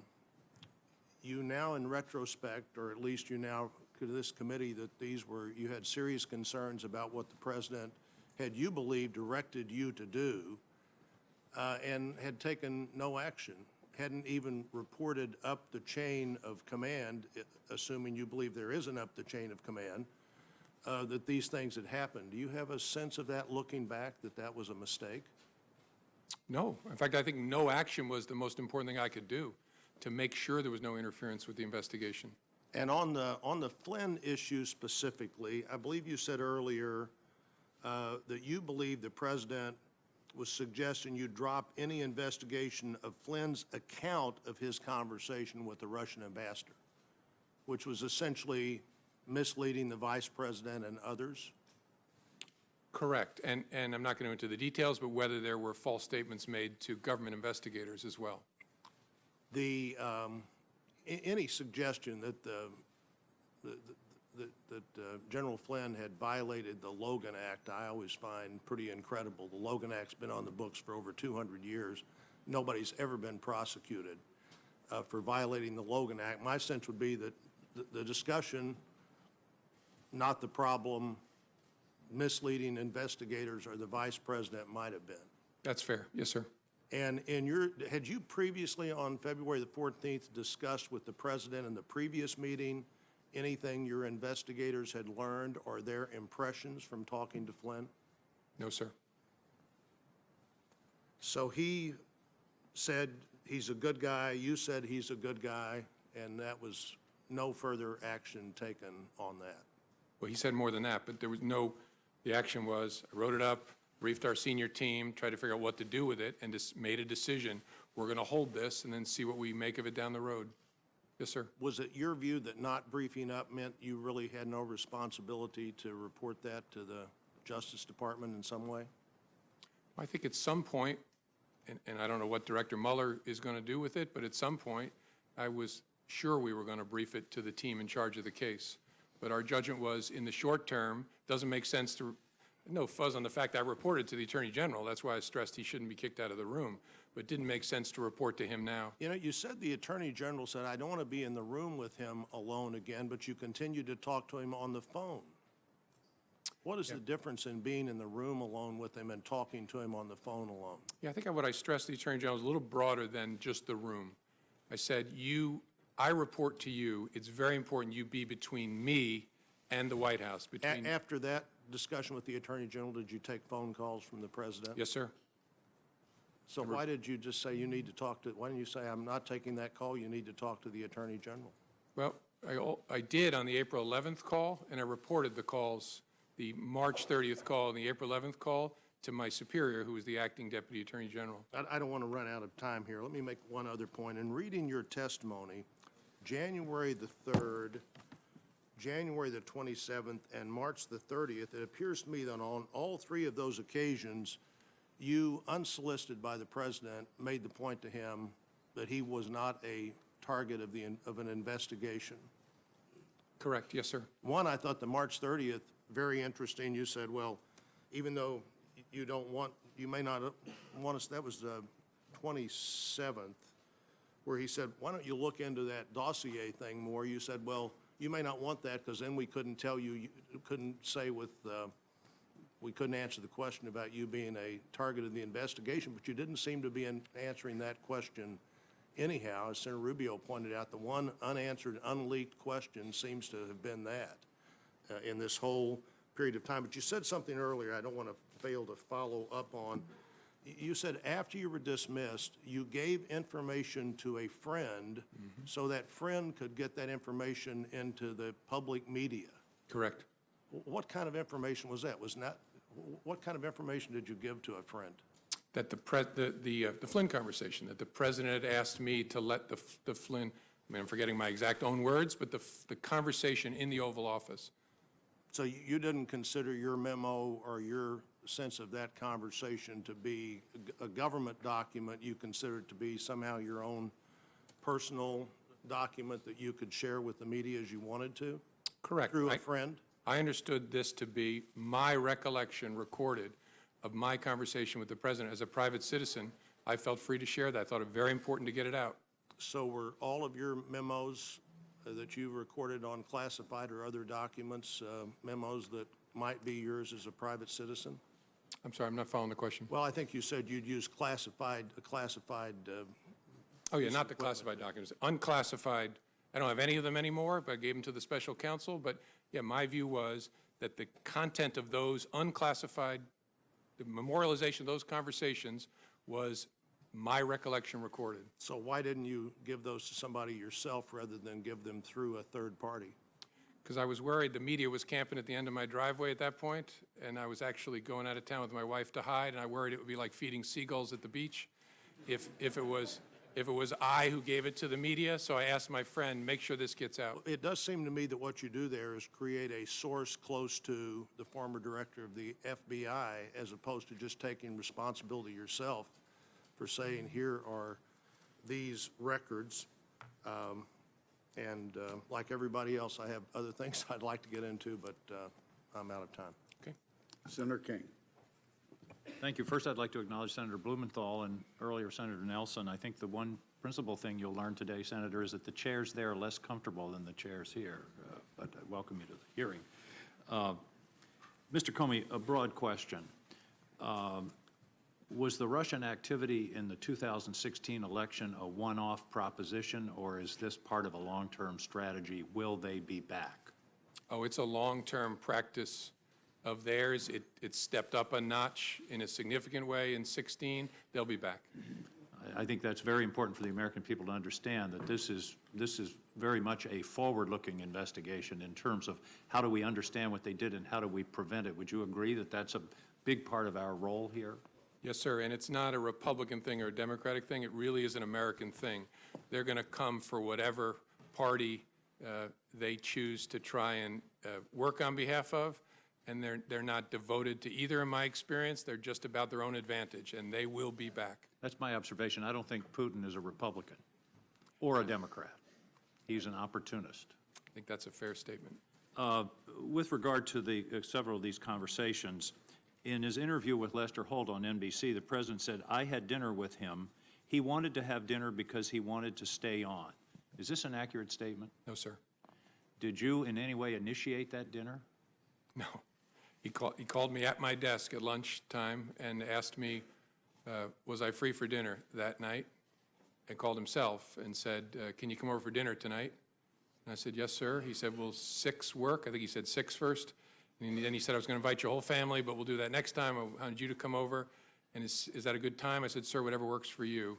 And then he said, how about 6:30? And I said, whatever works for you, sir. And then I hung up and had to call my wife and break a date with her. I was supposed to take her out to dinner that night. That's one of the all-time great excuses for breaking a date. Yeah. In retrospect, I love spending time with my wife. I wish I'd been there that night. That's one question I'm not going to follow up, Mr. Comey. But in that same interview, the president said, in one case I called him and in one case he called me. Is that an accurate statement? No. Did you ever call the president? No. I might. The only reason I'm hesitating is I think there was at least one conversation where I was asked to call the White House switchboard to be connected to him, but I never initiated a communication with the president. And in his press conference on May 18th, the president was asked whether he had urged you to shut down the investigation into Michael Flynn. The president responded, quote, no, no. Next question. Is that an accurate statement? I don't believe it is. Thank you. With regard to the question of him being personally under investigation, does that mean that the dossier is not being reviewed or investigated or followed up on in any way? I obviously can't comment either way. I can't talk in an open setting about the investigation as it was when I was the head of the FBI, and obviously it's Director Bob Mueller's responsibility now, so I don't know. So clearly your statements to the president back in these various times when you assured him he wasn't under investigation were as of that moment. Is that correct, is it not? Correct. Now, on the Flynn investigation, is it not true that Mr. Flynn was and is a central figure in this entire investigation of the relationship between the Trump campaign and the Russians? I can't answer that in an open setting, sir. Certainly, Mr. Flynn was part of the so-called Russian investigation. Can you answer that question? I have to give you the same answer. All right. We'll be having a closed session shortly, so we will follow up on that. In terms of his comments to you about, I think you were in response to Mr. Risch, Senator Risch, he said, I hope you will hold back on that. But when when a president of the United States in the Oval Office says something like I hope or I suggest or would you, do you take that as a directive? Yes. Yes, it rings in my ear as kind of, will no one rid me of this meddlesome priest? I was just going to quote that in 1170, December 29, Henry II said, who will rid me of this meddlesome priest? And then the next day he was killed. Thomas à Becket. That's exactly the same situation. We're thinking along the same lines. Several other questions, and these are a little bit more detailed. What do you know about the Russian bank VEB? Nothing that I can talk about in an open setting. Well, I that know takes I know care it of my ex- next three I questions. know it exists, yes, sir. You know it exists. What is the relationship of the ambassador from Russia to the United States, to the Russian intelligence infrastructure? Well, he's a diplomat who is the chief of mission at the Russian embassy, which employs a robust cohort of intelligence officers. And so surely he's witting of their very, very aggressive intelligence operations, at least some of it in the United States. I don't consider him to be an intelligence officer himself. He's a diplomat. Did the FBI ever brief the Trump administration about the advisability of interacting directly with Ambassador Kislyak? I think all I can say sitting here is there were a variety of defensive briefings given to the incoming administration about the counterintelligence risk. Back to Mr. Flynn, would closing out the Flynn investigation have impeded the overall Russian investigation? No.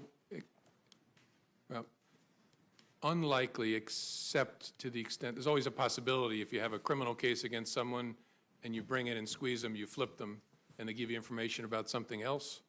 But I saw the two as touching each other, but separate.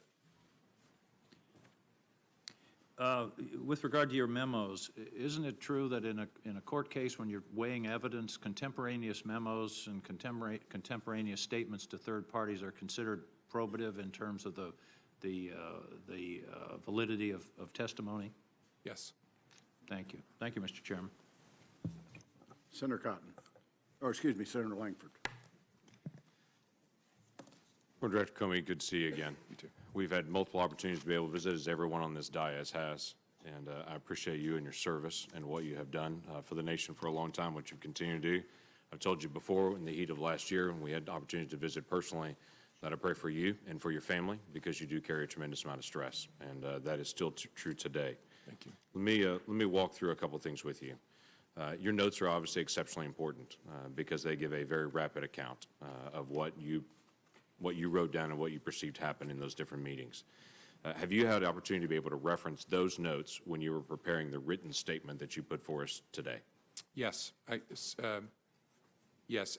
I think nearly all of my written recordings of my conversations, I had a chance to review them before filing my statement. Do you have a copy of any of those notes personally? I don't. I turned them over to Bob Mueller's investigators. The individual that you told about your memos that then was sent on to the New York Times, did they have a copy of those memos, or were they told orally of those memos? Had a copy. I had a copy at the time. Do they still have a copy of those memos? It's a good question. I think so. I guess I can't say for sure sitting here, but I guess I don't know, but I think so. So the question is, could you ask them to hand that copy right back to you so you could hand them over to this committee? Potentially. I would like to move that from potential to see if we can ask that question so we can have a copy of those. Obviously, those notes are exceptionally important to us to be able to go through the process so we can continue to get to the facts as we see it. As you know, the written documents are exceptionally important. Yeah. Are there other documents that we need to be aware of that you used in your preparation for your written statement that we should also have that would assist us in helping with this? Not that I'm aware of, no. Past the February the 14th meeting, which is a very important meeting, obviously, as we discuss the conversations here about Michael Flynn. When the president asked you about, he hopes that you would let this go, and the conversation back and forth about being a good guy, after that time, did the president ever bring up anything about Michael Flynn again to you? You had multiple other conversations you have documented with the president. No, I don't remember him ever bringing it up again. Did any member of the White House staff ever come to you and talk to you about letting go of the Michael Flynn case or dropping it or anything referring to that? No, nope. Did the Director of National Intelligence come to you and talk to you about that? No. Did anyone from the Attorney General's office, the Department of Justice, ask you about that? No. Did the head of NSA talk to you about that? No. The key aspect here is if this seems to be something the president's trying to get you to drop it, this seems like a pretty light touch to drop it, to bring it up at that moment, the day after he had just fired Flynn, to come back in and say, I hope we can let this go, but then it never reappears again. Did it slow down your investigation or any investigation that may or may not be occurring with Michael Flynn? No, although I don't know there are any manifestations, outward manifestations of the investigation between February 14th and when I was fired. So I don't know that the president would have any way of knowing whether it was effective or not. Okay, that's fair enough. If the president wanted to stop an investigation, how would he do that? Knowing it's an ongoing criminal investigation or counterintelligence investigation, would that be a matter of trying to go to you perceive, and to say you make it stop because he doesn't have the authority to stop? Or how would the president make an ongoing investigation stop? Again, I'm not a legal scholar, so smarter people answer this better, but I think as a legal matter, the president is the head of the executive branch and could direct, in theory, we have important norms against this, but direct that anybody be investigated or anybody not be investigated. I think he has the legal authority, because all of us ultimately report in the executive branch up to the president. Okay. Would that be to you? Would that be to the Attorney General? Would that be to who that would do that? Suppose he could do it to, if he wanted to issue a direct order, could do it in any way. Could do it through the Attorney General or issue it directly to me. Well, is there any question that the president is not real fond of this investigation? I can think of multiple 140-word character expressions that he's done publicly to express he's not fond of the investigations. I've heard you share before in this conversation that you're trying to keep the agents that are working on it away from any comment the president might have made. Quite frankly, the president has informed around 6 billion people that he's not real fond of this investigation. Do you think there's a difference in that? Yes. Okay. I think there's a big difference in kicking superior officers out of the Oval Office, looking the FBI director in the eye and saying, I hope you'll let this go. I think if the agents, as good as they are, heard the President of the United States did that, there's a real risk of a chilling effect on their work. That's why we kept it so tight. Okay.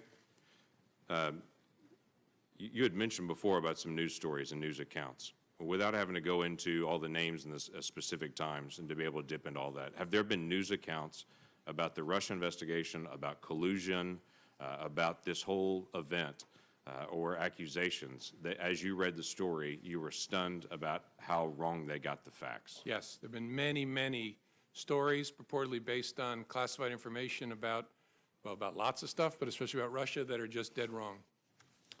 I was interested in your comment that you made as well, that the president said to you, if there were some satellite associates of his that did something wrong, it would be good to find that out. That the president seemed to talk to you specifically on March the 30th and say, I'm frustrated that the word is not getting out that I'm not under investigation, but if there are people that are in my circle that are, let's finish the investigation. Is that how you took it as well? Yes, sir. Yes. And then you made a comment earlier about the Attorney General, previous Attorney General, asking you about the investigation on the Clinton emails, saying that you've been asked not to call it an investigation anymore, but to call it a matter. And you had said that confused you. Can you give us additional details on that? Well, it concerned me because we were at the point where we had refused to confirm the existence, as we typically do, of an investigation for months. And it was getting to a place where that looked silly because the campaigns were talking about interacting with the FBI in the course of our work. The Clinton campaign at the time was using all kinds of euphemisms, security review, matters, things like that for what was going on. We were getting to a place where the Attorney General and I were both going to have to testify and talk publicly about it. And I wanted to know, was she going to authorize us to confirm we had an investigation? And she said, yes, but don't call it that, call it a matter. And I said, why would I do that?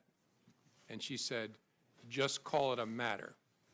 And again, you look back in hindsight, you think, should I have resisted harder? I just said, all right, this isn't a hill worth dying on. And so I just said, okay, the press is going to completely ignore it. And that's what happened. When I said, we have opened a matter, they all reported the FBI has an investigation open. And so that concerned me because that language tracked the way the campaign was talking about the FBI's work, and that's concerning. It gave the impression that the campaign was somehow using the same language as the FBI because you were handed the campaign language and told to be able to use the campaign language. Whether, and again, I don't know whether it was intentional or not, but it gave the impression that the Attorney General was looking to align the way we talked about our work with the way a political campaign was describing the same activity, which was inaccurate. We had a criminal investigation open. As I said before, the Federal Bureau of Investigation. We had an investigation open at the time, and so that gave me a queasy feeling. Thank you. Senator Manchin. Thank you, Mr. Chairman. Thank you, Mr. Comey. I appreciate very much you being here. West Virginians are very interested in this hearing that we're having today. I've had over 600 requests for questions to ask you from my fellow West Virginians, and most of them have been asked. And there's quite a few of them that were quite detailed while asking our classified hearing. I want to thank you, first of all, for coming and agreeing to be here, volunteering, but also volunteering to stay into the classified hearing. I don't know if you had a chance to watch our hearing yesterday. I watched part of it, yes, sir. And it was quite troubling. My colleagues here had some very pointed questions they wanted answers to. They weren't classified. They could have answered in this open setting. They refused to do so. So that even makes us much more appreciative of your cooperation. Sir, the seriousness of the Russian aggressions in our past elections, and knowing that it'll be ongoing, as Senator King had alluded to, what's your concerns there? I mean, what should the American public understand? People said, well, why are we worried about this? Why make such a big deal out of this Russian investigation? Can you tell me what your thoughts would be? Sir. And then the final thing is on this same topic. Did the president ever show any concern or interest or curiosity about what the Russians were doing? Thank you, Senator. As I said earlier, I don't remember any conversations with the president about the Russia election interference. Did he ever ask you any questions concerning this? Well, there was an initial briefing of our findings, and I think there was conversation there. I don't remember it exactly, where he asked questions about what we had found and what our sources were and what our confidence level was. But after that, I don't remember anything. The reason this is such a big deal is we have this big, messy, wonderful country where we fight with each other all the time, but nobody tells us what to think, what to fight about, what to vote for, except other Americans. And that's wonderful and often painful. But we're talking about a foreign government that, using technical intrusion and lots of other methods, tried to shape the way we think, we vote, we act. That is a big deal. And people need to recognize it. It's not about Republicans or Democrats. They're coming after America, which I hope we all love equally. They want to undermine our credibility in the face of the world. They think that this great experiment of ours is a threat to them, and so they're going to try to run it down and dirty it up as much as possible. That's what this is about, and they will be back because we remain, as difficult as we can be with each other, we remain that shining city on the hill, and they don't like it. So this is extremely important. It's extremely dangerous what we're dealing with, and it's needed, is what you're saying. Yes, sir. Do you believe there were any tapes or recordings of your conversations with the president? It never occurred to me till the president's tweet. I'm not being facetious. I hope there are, and I'll consent to the release of. So both of you are in the same findings here. You both hope there's tapes and recordings. Well, all I can do is hope. The president surely knows whether he taped me, and if he did, my feelings aren't hurt. Release all the tapes. I'm good with it. Gotcha. Sir, do you believe that Robert Mueller, our new special investigator on Russia, will be thorough and complete without political intervention? And would you be confident on his findings and recommendations? Yes, Bob Mueller is one of the finest people and public servants this country has ever produced. He will do it well. He is a dogged, tough person, and you can have high confidence that when it's done, he's turned over all the rocks. You've been asked a wide variety of questions today, and we're going to be hearing more, I'm sure, in our classified hearing. Something I often ask folks when they come here, what details of this saga should we be focusing on, and what would you recommend us do differently? Or to adjust our perspective on this? I don't know. One of the reasons that I'm pleased to be here is I think this committee has shown the American people, although we have two parties and we disagree about important things, we can work together when it involves the core interests of the country. So I would hope you'll just keep doing what you're doing. It's good in and of itself, but it's also a model, especially for kids, that we are a functioning adult democracy. And you also mentioned you had, I think, six meetings, 3 times in person, 6 on the phone, 9 times in conversation with the president. did he ever, at that time, allude that you were not performing adequately? Ever indicate that at all? Oh, no, in fact, the contrary, quite often. Yeah, he called me one day. I was about to get on a helicopter. The head of the DEA was waiting in the helicopter for me, and he just called to check in and tell me I was doing an awesome job and wanted to see how I was doing. And I said, I'm doing fine, sir. And then I finished the call and got on the helicopter. Mr. Comey, do you believe you would have been fired if Hillary Clinton had become president? That's a great question. I don't know. Yeah, I don't know. You have any thoughts about it? No, I might have been. I don't know. Look, I've said before, that was an extraordinarily difficult and painful time. I think I did what I had to do. I knew it was going to be very bad for me personally, and the consequence of that might have been, if Hillary Clinton was elected, I might have been terminated. I don't know. I really don't. My final question will be, after February 14th meeting in the Oval Office, you mentioned that you asked Attorney General Sessions to ensure that you were never left alone with the president. Did you ever consider why Attorney General Sessions was not asked to stay in the room? Oh, sure. I did, and have. And in that moment, I knew. You ever talked to him about it? No. You never had a discussion with Jeff Sessions on this? No, not at all. On any of your meetings? No. I Did don't. he inquire? Did he show any inquiry whatsoever? What was that meeting about? No. Oh, you're right. I did say to him, I'd forgotten this, when I talked to him and said, you have to be between me and the president, and that's incredibly important, and I forget my exact words, I passed along the president's message about the importance of aggressively pursuing leaks of classified information, which is a goal I share, and I passed that along to the Attorney General. I think it was the next morning in a meeting, but I did not tell him about the Flynn part. Do you believe this will rise to the obstruction of justice? I don't know. That's Bob Mueller's job to sort that out. Thank you, sir.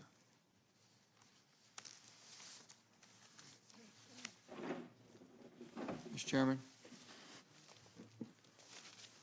Senator Cotton. Mr. Comey, you encouraged the president to release the tapes. Will you encourage the Department of Justice or your friend at Columbia, or Mr. Mueller, to release your memos? Sure. You said that you did not record your conversations with President Obama or President Bush in memos. Did you do so with Attorney General Sessions or any other senior member of the Trump Department of Justice? No. Did you? I'm sorry. Did you record conversations and memos with Attorney General Lynch or any other senior member of the Obama Department of Justice? No, not that I recall. In your statement for the record, you cite 9 private conversations with the president, 3 meetings, and 2 phone calls. There are 4 phone calls that are not discussed in your statement for the record. What happened in those phone calls? The president called me, I believe, shortly before he was inaugurated as a follow-up to our conversation, private conversation on January the 6th. He just wanted to reiterate his rejection of the allegation and talk about, he'd thought about it more and why he thought it wasn't true, the verified, unverified and salacious parts. And during that call, he asked me, again, hope you're going to stay, you're doing a great job. And I told him that I intended to. There was another phone call that I mentioned, I think was, could have the date wrong, March the 1st, where he called just to check in with me as I was about to get on the helicopter. There was a secure call we had about an operational matter that was not related to any of this, about something the FBI was working on. He wanted to make sure that I understood how important he thought it was, a totally appropriate call. And then the 4th call, I'm probably forgetting, I may have meant the call when he called to invite me to dinner. I'll think about it as I'm answering other questions, but I think I got that right. Let's turn our attention to the underlying activity at issue here, Russia's hacking into those emails and releasing them, and the allegations of collusion. Do you believe Donald Trump colluded with Russia? It's a question I don't think I should answer in an open setting. As I said, that when I left, we did not have an investigation focused on President Trump. But that's a question that'll be answered by the investigation, I think. Let me turn to a couple statements by one of my colleagues, Senator Feinstein. She was the ranking member on this committee until January, which means she had access to information that only she and Chairman Burr did. She's now the senior Democrat on the Judiciary Committee, meaning she has access to the FBI that most of us don't.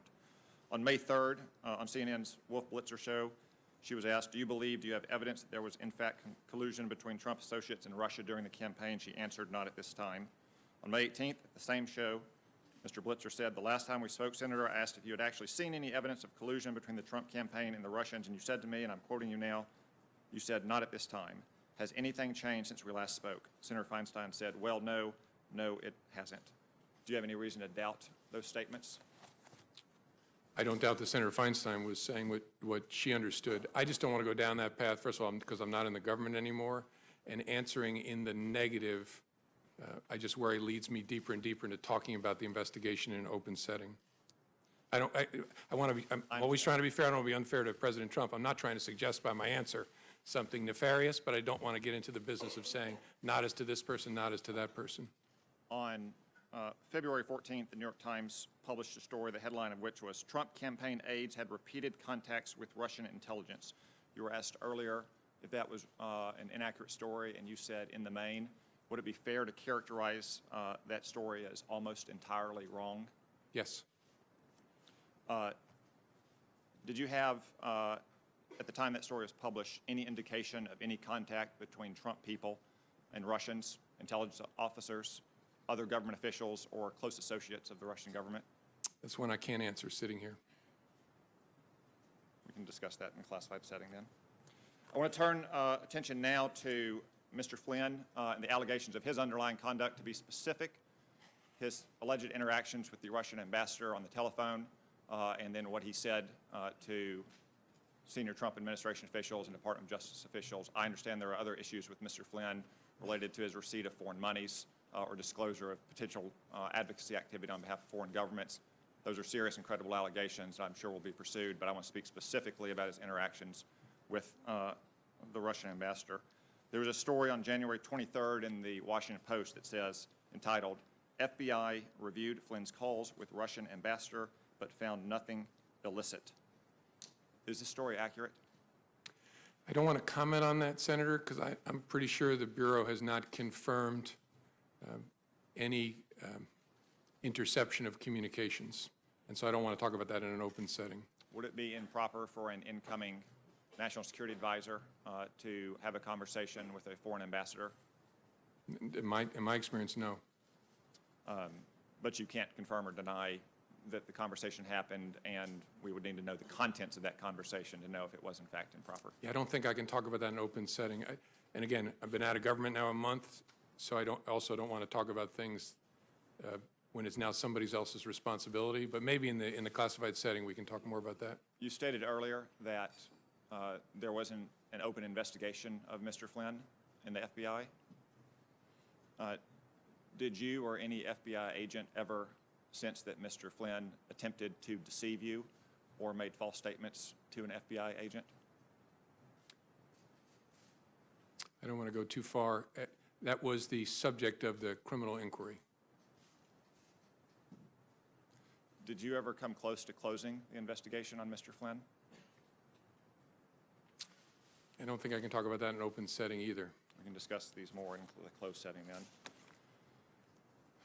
Mr. Comey, in 2004, you were a part of a well-publicized event about an intelligence program that had been recertified several times, and you were acting Attorney General when Attorney General John Ashcroft was incapacitated due to illness. There was a dramatic showdown at the hospital here. The next day, you said that you wrote a letter of resignation and signed it before you went to meet with President Bush to explain why you refused to certify it. Is that accurate? Yes, I think so. At any time in the 3.5 months you were the FBI director during the Trump administration, did you ever write and sign a letter of recommendation and leave it on your desk? Letter of resignation? No, sir. Letter of resignation? No, sir. So despite all of the things that you've testified to here today, you didn't feel this rose to the level of an honest but serious difference of legal opinion between accomplished and skilled lawyers in that 2004 episode? I wouldn't characterize the circumstances in 2004 that way, but to answer, no, I didn't find encounter any circumstance that led me to intend to resign, consider to resign. No, sir. Thank you. Senator Harris. Director Comey, I want to thank you. You are now a private citizen, and you are enduring a Senate Intelligence Committee hearing, and each of us gets 7 minutes instead of 5 as yesterday to ask you questions. So thank you. Now, for I'm wanting to between speak truth. opportunities Well, now, so. Well, you are, I'm sure you'll have future opportunities. You know, you and I are both former prosecutors. I'm not going to require you to answer. I just want to make a statement that in my experience of prosecuting cases, when a robber held a gun to somebody's head and said, "I hope you will give me your wallet," the word hope was not the most operative word at that moment. But you don't have to respond to that point. I have a series of questions to ask you, and they're going to start with, are you aware of any meetings between the Trump administration officials and Russian officials during the campaign that have not been acknowledged by those officials in the White House? That's not even if I remember clearly, that's not a question I can answer in an open setting. Are you aware of any efforts by Trump campaign officials or associates of the campaign to hide their communications with Russian officials through encrypted communications or other means? I have to give you the same answer, Senator. Sure. In the course of the FBI's investigation, did you ever come across anything that suggested that communications records, documents, or other evidence had been destroyed? I think I got to give you the same answer because it would touch on investigative matters. And are you aware of any efforts or potential efforts to conceal communications between campaign officials and Russian officials? I think I have to give you the same answer, Senator. Thank you. As a former Attorney General, I have a series of questions about your connection with the Attorney General during the course of your tenure as Director.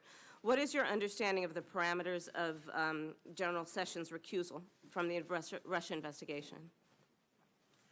I think it's described in a written release or statement from DOJ, which I don't remember sitting here, but the gist was he would be recused from all matters relating to Russia and the campaign or activities of Russia and the 2016 election, I think, something like that. So is your knowledge of the extent of his recusal based on the public statements he's made? Or Correct. Okay. So was there any kind of memorandum issued from the Attorney General or the Department of Justice to the FBI outlining the parameters of his recusal? Not that I'm aware of. And do you know if he reviewed any FBI or DOJ documents pertaining to the investigation before he was recused? I don't know.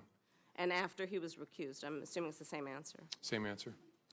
And aside from any notice or memorandum that was not sent or was, what mechanism or processes were in place to ensure that the Attorney General would not have any connection with the investigation, to your knowledge?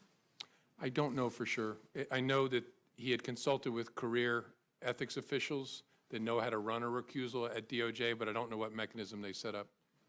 And the Attorney General recused himself from the investigation, but do you believe it was appropriate for him to be involved in the firing of the chief investigator of that case, of that Russia interference? That's something I can't answer sitting here. It's a reasonable question, but that would depend on a lot of things I don't know. Like, what did he know? What was he told? Did he realize that the president was doing it because of the Russia investigation? Things like that. I just don't know the answer. You've mentioned in your written testimony in here that the president essentially asked you for a loyalty pledge. Are you aware of him making the same request of any other members of the cabinet? I am not. Do you know one way or another what he? I don't know one way or another. I've never heard anything about it. And you mentioned that you had the conversation where he hoped that you would let the Flynn matter go on February 14th or thereabouts. It's my understanding that Mr. Sessions was recused from any involvement in the investigation about a full 2 weeks later. To your knowledge, was the Attorney General, did he have access to information about the investigation in those interim 2 weeks? In theory, sure, because he's the Attorney General. I don't know whether he had any contact with any materials related to that.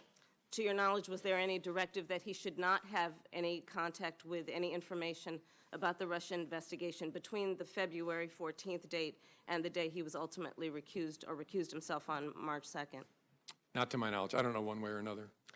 And did you speak to the Attorney General about the Russia investigation before his recusal? I don't think so, no. Do you know if anyone in the department, in the FBI, forwarded any documents or information or memos of any sort to the attention of the Attorney General before his recusal? I don't know of any or remember any sitting here. It's possible, but I don't remember any. Do you know if the Attorney General was involved, in fact involved, in any aspect of the Russia investigation after his recusal on the 2nd of March? I don't. I would assume not, but I don't, well, let me say it this way. I don't know of any information that would lead me to believe he did something to touch the Russia investigation after the recusal. In your written testimony, you indicate that after you were left alone with the President, you mentioned that it was inappropriate and should never happen again to the Attorney General. And apparently, he did not reply, and you write that he did not reply. What did he do, if anything? Did he just look at you? Was there a pause for a moment? What happened? I don't remember real clearly. I have a recollection of him just kind of looking at me, and there's a danger here I'm projecting onto him, so this may be a faulty memory, but I kind of got, his body language gave me the sense like, what am I going to do? Did he shrug? I don't remember clearly. I think the reason I have that impression is I have some recollection of almost imperceptible, like, what am I going to do? But I don't have a clear recollection of that. He didn't say anything. And on that same February 14th meeting, you said you understood the President to be requesting that you drop the investigation. After that meeting, however, you received 2 calls from the President, March 30th and April 11th, where the President talked about a cloud over his presidency. Has anything you've learned in the months since your February 14th meeting changed your understanding of the President's request? I guess it would be what he has said in public documents or public interviews? Correct. Okay. And is there anything about this investigation that you believe is in any way biased or is not being informed by a process of seeking the truth? No. The appointment of a special counsel should offer great, especially given who that person is, great comfort to Americans, no matter what your political affiliation is, that this will be done independently, competently, and honestly. And do you believe that he should have full authority, Mr. Mueller, to be able to pursue that investigation? Yes, and knowing him well over the years, if there's something that he thinks he needs, he will speak up about it. Do you believe he should have full independence? Oh, yeah. And he wouldn't be part of it if he wasn't going to get full independence. Thank you. Senator Cornyn. Thank you, Mr. Chairman. Mr. Comey, I'll repeat what I've said at previous hearings, that I believe you're a good and decent man who's been dealt a very difficult hand, starting back with the Clinton email investigation. And I appreciate your willingness to appear here today voluntarily and answer our questions and cooperate with our investigation. As a general matter, if an FBI agent has reason to believe that a crime has been committed, do they have a duty to report it? That's a good question. I don't know that there's a legal duty to report it. They certainly have a cultural, ethical duty to report it. You're unsure whether they would have a legal duty? Yeah, it's a good question. I've not thought about it before. I don't know where the legal, there's a statute that prohibits misprision of a felony, knowing of a felony, and taking steps to conceal it, but this is a different question. And so look, let me be clear. I would expect any FBI agent who has information about a crime being committed to report it. Me too. But where you rest that obligation, I don't know. It exists. And let me ask you as a general proposition, if you're trying to make an investigation go away, is firing an FBI director a good way to make that happen? By that I mean... Yeah, it doesn't make a lot of sense to me, but I'm obviously hopelessly biased, given that I was the one fired. I understand it's personal. No, given the nature of the FBI, I meant what I said. There's no indispensable people in the world, including at the FBI, that there's lots of bad things about me not being at the FBI. Most of them are for me, but the work's going to go on as before. So nothing that's happened that you've testified to here today has impeded the investigation of the FBI or Director Mueller's commitment to get to the bottom of this from the standpoint of the FBI and the Department of Justice. Would you agree with that? Correct. Especially the appointment of former Director Mueller is a critical part of that equation. Let me take you back to the Clinton email investigation. I think you've been cast as a hero or a villain, depending on whose political ox is being gored at many different times during the course of the Clinton email investigation, even now perhaps.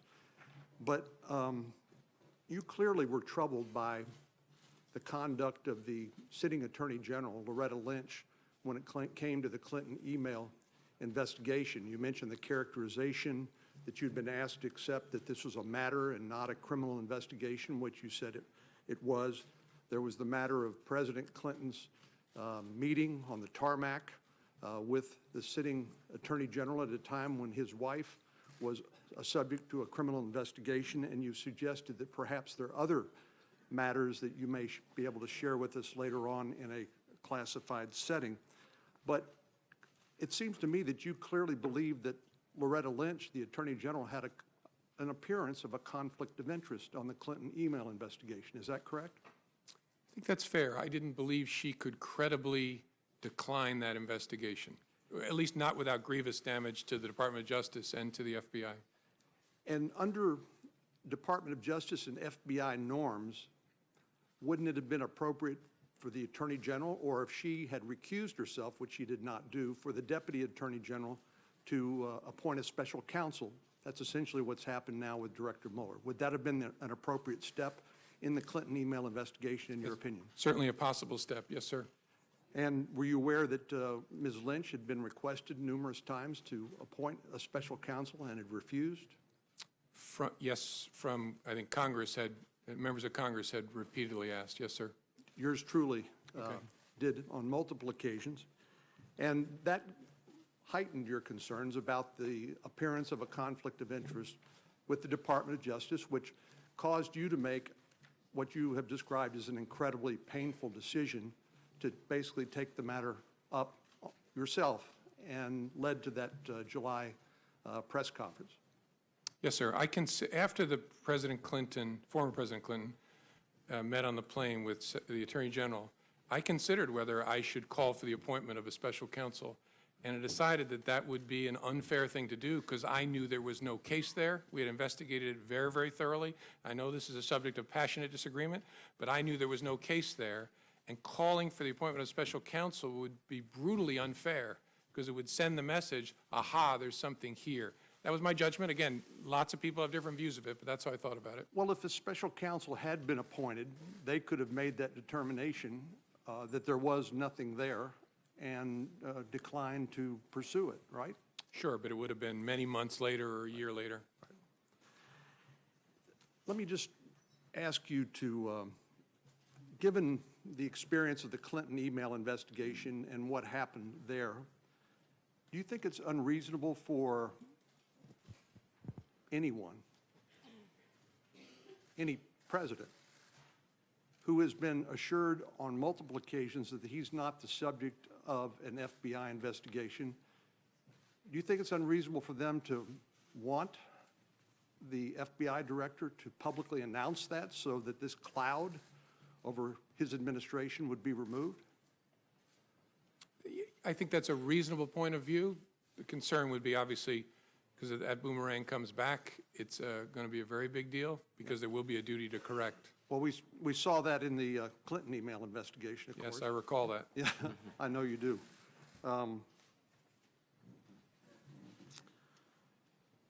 So let me ask you finally in the minute that we have left, there was this conversation back and forth about loyalty, and I think we all appreciate the fact that an FBI director is a unique public official in the sense that he's a political appointee in one sense, but he has a duty of independence to pursue the law pursuant to the constitutional laws of the United States.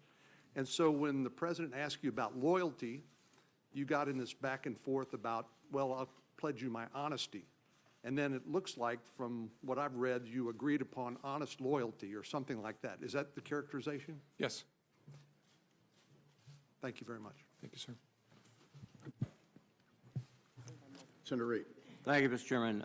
Thank you, Director Comey. There have been press reports that the president, in addition to asking you to drop the Flynn investigation, has asked other senior intelligence officials to take steps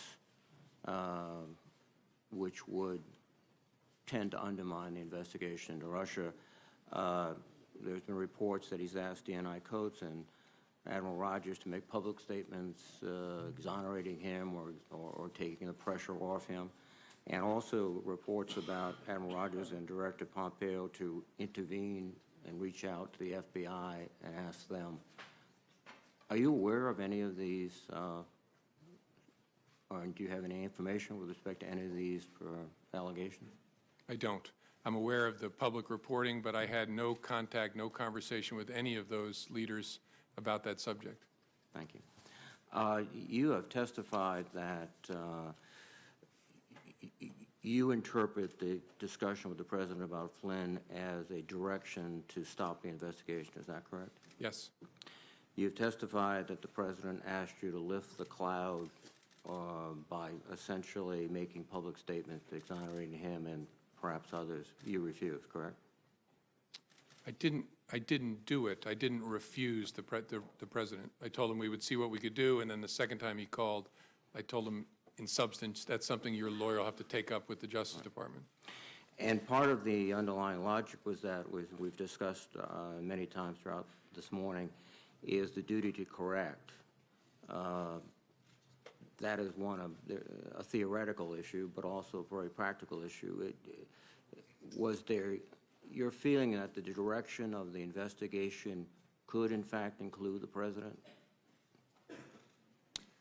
Well, in theory, I mean, as I explained, the concern of one of my senior leader colleagues was, if you're looking at potential coordination between the campaign and Russia, the person at the head of the campaign is the candidate. So logically, this person argued, the candidate's knowledge, understanding will logically become a part of your inquiry if it proceeds. And so I understood that argument.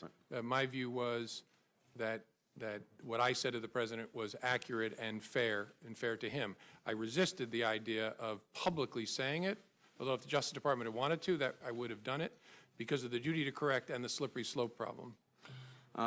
And again, also, you've testified that the President asked you repeatedly to be loyal to him, and you responded you would be honestly loyal, which is, I think, your way of saying, I'll be honest and I'll be the head of the FBI and independent. Is that fair? Correct. I tried honest first, and also, I mean, you see it in my testimony, I also tried to explain to him why it's in his interest, and every president's interest, for the FBI to be a part, in a way, because its credibility is important to a president and to the country. And so I tried to hold the line. It got very awkward, and I then said, you'll always have honesty from me. He said honest loyalty, and then I acceded to that as a way to end this awkwardness. At the culmination of all these events, you're summarily fired without any explanation or anything else. Well, there was an explanation. I just don't buy it. Well, yes. So you're fired. So do you believe that you were fired because you refused to take the President's direction? Is that the ultimate reason? I don't know for sure. I know I was fired. Again, I take the President's words. I know I was fired because of something about the way I was conducting the Russia investigation was in some way putting pressure on him, in some way irritating him, and he decided to fire me because of that. Now, I can't go farther than that. The Russian investigation, as you have pointed out, and as all my colleagues have reflected, is one of the most serious hostile acts against this country in our history, undermining the very core of our democracy and our elections.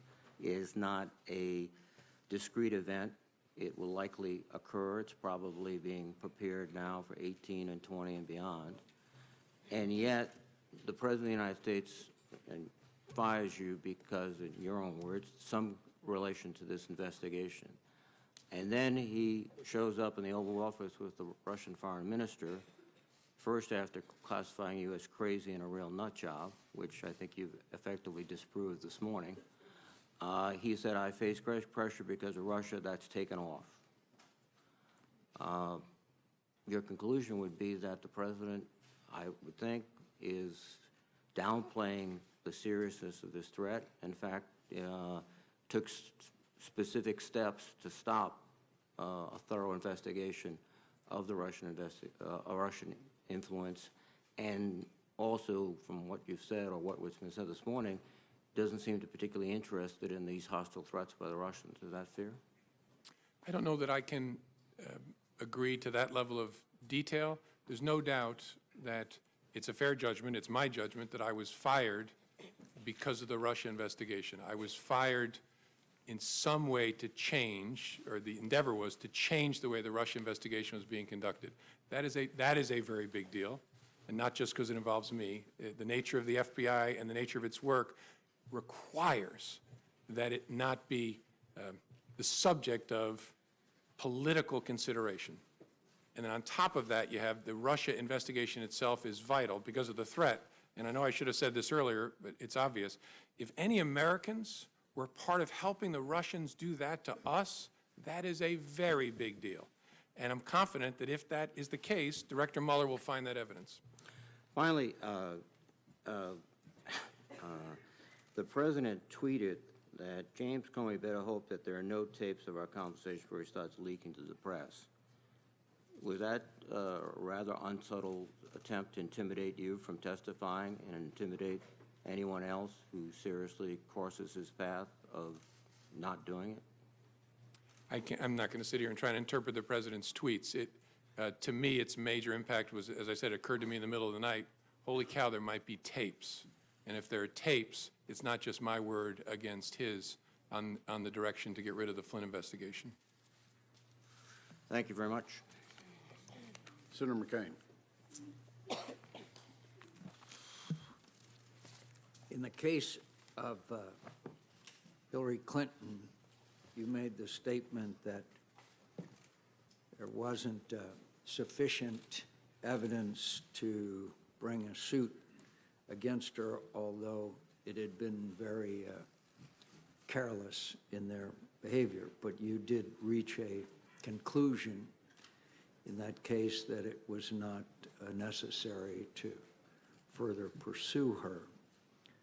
Yet at the same time, in the case of Mr. Comey, you said that there was not enough information to make a conclusion. Tell me the difference between your conclusion as far as former Secretary Clinton is concerned and Mr. Trump. The Clinton investigation was a completed investigation that the FBI had been deeply involved in, and so I had an opportunity to understand all the facts and apply those facts against the law as I understood them. This investigation was underway, still going when I was fired, so it's nowhere near in the same place. At least it wasn't when I was. But it's still ongoing. Correct. So far as I know, it was when I left. That investigation was going on. This investigation is going on. You reached separate conclusions. No, that one was done. That investigation of any involvement of Secretary Clinton or any of her associates is completed. Yes, as of July the 5th, the FBI completed its investigative work, and that's what I was announcing, what we had done and what we had found. Well, at least in the minds of this member, there's a whole lot of questions remaining about what went on, particularly considering the fact that, as you mentioned, it's a, quote, big deal as to what went on during the campaign. So I'm glad you concluded that part of the investigation, but I think that the American people have a whole lot of questions out there, particularly since you just emphasized the role that Russia played. And obviously, she was a candidate for president at the time, so she was clearly involved in this whole situation where fake news, as you just described it, big deal, took place. You're going to have to help me out here. In other words, we're complete the investigation of anything that former Secretary Clinton had to do with the campaign is over and we don't have to worry about it anymore? With respect to Secretary, I'm a little confused, Senator. With respect to Secretary Clinton, yeah, we investigated criminal investigation in connection with her use of a personal email server. I understand. And that's the investigation I announced the conclusion of on July 5th. So, but at the same time, you made the announcement there would be no charges brought against then Secretary Clinton for any activities involved in the Russia involvement in our engagement in our election. I don't quite understand how you could be done with that, but not done with the whole investigation of their attempt to affect the outcome of our election. No, I'm sorry. We're not, at least when I left, when I was fired on May the 9th, there was still an open, active investigation to understand the Russian efforts and whether any Americans work with them. But you reached the conclusion that there was no reason to bring charges against Secretary Clinton. So you reached a conclusion. In the case of Mr. Comey, the President Comey, excuse me, in the case of President Trump, you have an ongoing investigation. So you got one candidate who you're done with and another candidate that you have a long way to go. Is that correct? I don't know how far the FBI has to go, but yes, that the Clinton email investigation was completed, the investigation of Russia's efforts in connection with the election, and whether there was any coordination, and if so, with whom, between Russia and the campaign, was ongoing when I left. You just made it clear in what you said. This is a, quote, big deal, unquote. I think it's hard to reconcile. In one case, you reach a complete conclusion, and the other side, you have not. And you've, in fact, obviously, there's a lot more there, as we know, as you called it, a, quote, big deal. She's one of the candidates. But in her case, you say there would be no charges, and in the case of President Trump, the investigation continues. What has been brought out in this hearing is more and more emphasis on the Russian engagement and involvement in this campaign. How serious do you think this was? Very serious, but I want to say something, be clear. We have not announced, and there was no predication to announce, an investigation of whether the Russians may have coordinated with Secretary Clinton's campaign. Secretary Clinton's campaign. No, but they may not have been involved with their campaign. They were involved with the entire presidential campaign, obviously. Of course. Yes, sir. And that is an investigation that began last summer, and so far as I'm aware, continues. So both President Trump and former candidate Clinton are both involved in the investigation, yet one of them, you said there's going to be no charges, and the other one, the investigation continues. Well, I think there's a double standard there, to tell you the truth. Then when the president said to you, you talked about the April 11th phone call, and he said, quote, because I've been very loyal to you, very loyal. We had that thing, you know. Did that arouse your curiosity as what, quote, that thing was? Yes. Why didn't you ask him? It didn't seem to me to be important for the conversation we were having to understand it.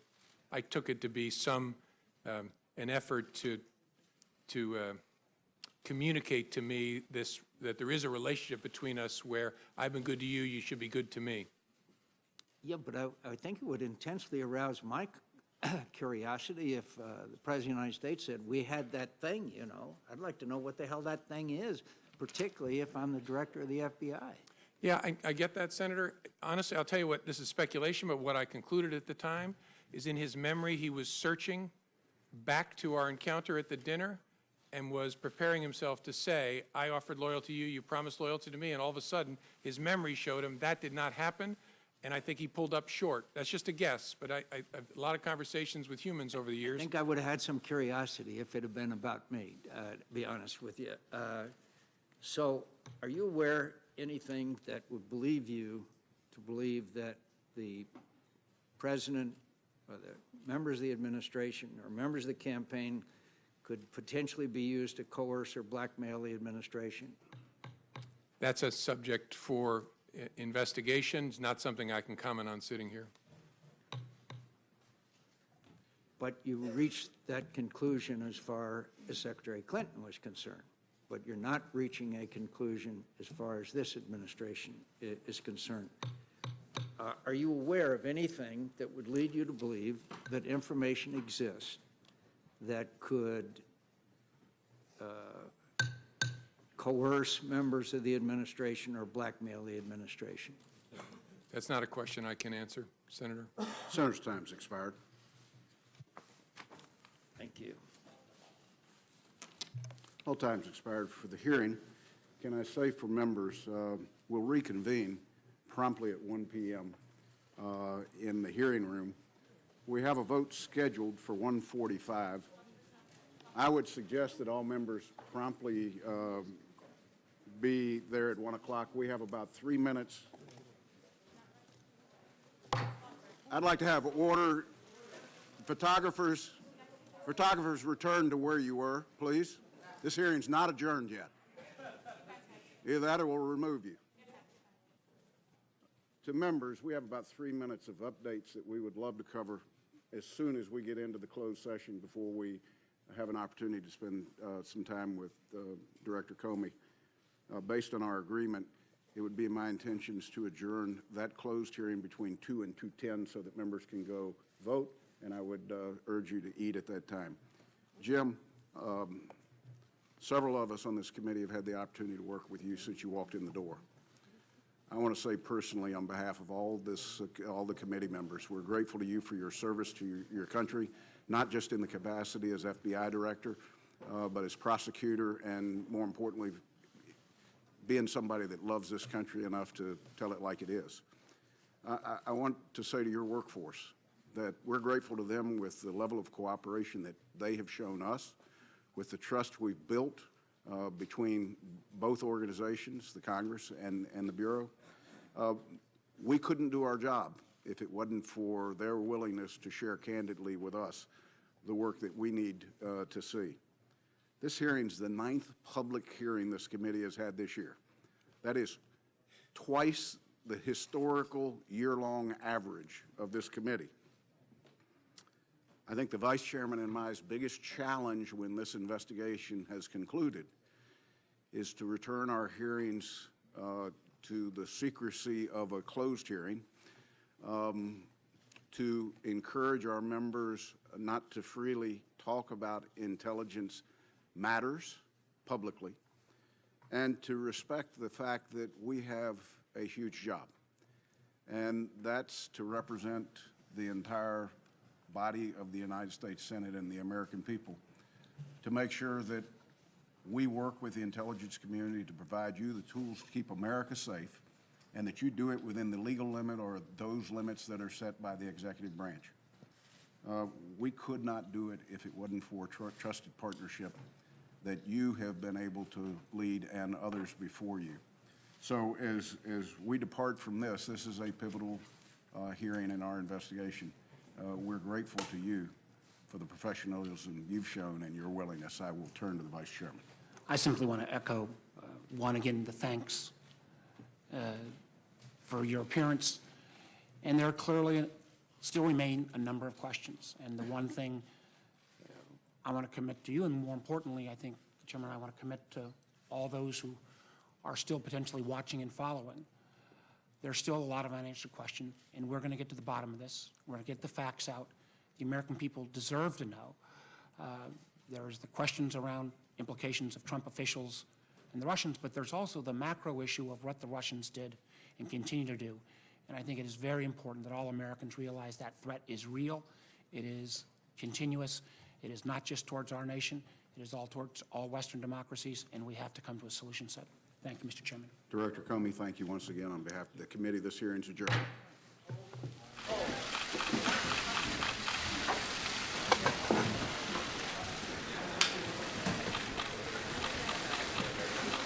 Who's hot? Who's hot?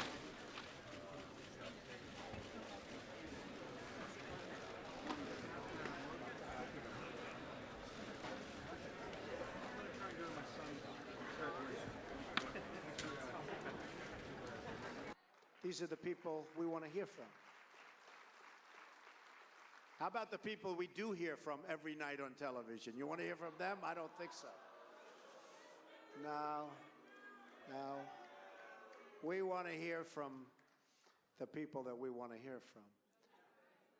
As long as I'm president, no one is going to stop you from practicing your faith or from preaching what is in your heart, and from preaching, and really this is so important, from the bottom of my heart, from preaching from the people that you most want to hear and that you so respect. So we have taken a very, very strong position. and you picked a winner.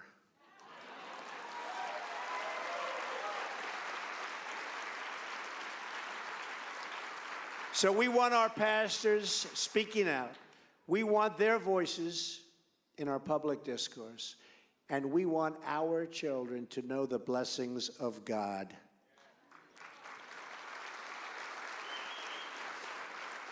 Schools should not be a place that drive out faith and religion, but that should welcome faith and religion with wide open, beautiful arms. Faith inspires us to be better, to be stronger, to be more caring and giving, and more determined to act in selfless and courageous defense of what is good and what is right. It is time to put a stop to the attacks on religion.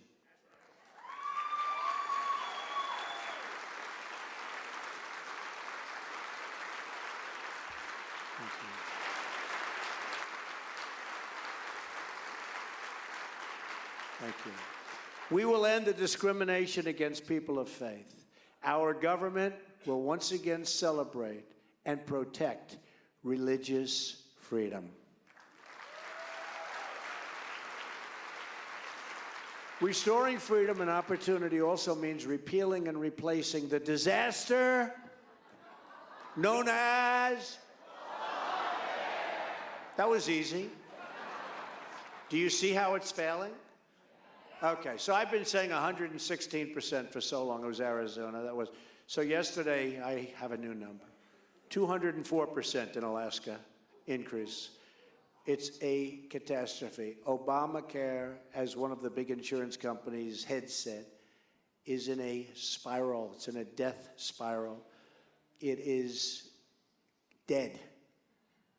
Dead. Some of the states are losing their insurance companies. Yesterday, Ohio lost one of the big ones. And Ohio's got problems now. They all have problems. Kentucky, Tennessee, every place I go.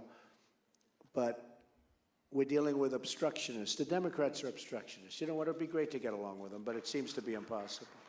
They are obstructionists. And they have a health care plan that's a disaster called Obamacare. Again, the insurance companies are fleeing. The premiums are through the roof. The deductibles, I mean, unless you die a long, horrible, slow death, those deductibles are so high, sadly, folks, you'll never get to use them. It is a disaster what's going on with Obamacare. Nobody wants to talk about it. But you take a look at the premiums, how high. You take a look at those deductibles, you have nothing. And then, of course, the mandate.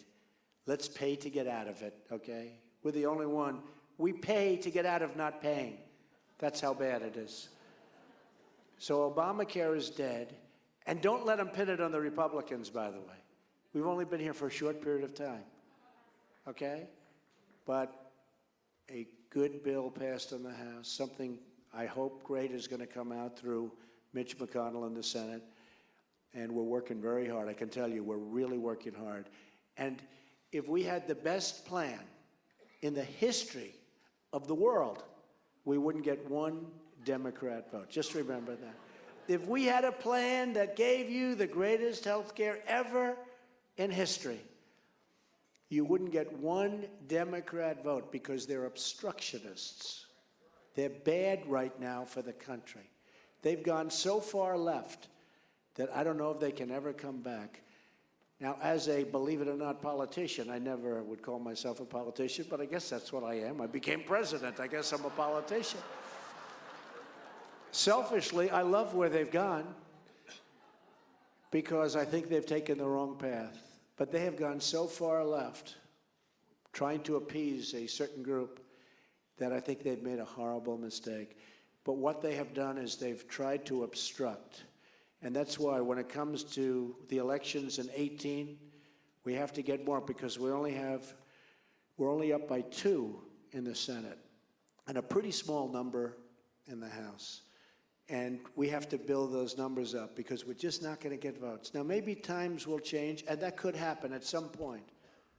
I remember when Republicans and Democrats would fight like hell, then they go out, have lunch together, have dinner together, go back, fight like hell, and get a lot of things done.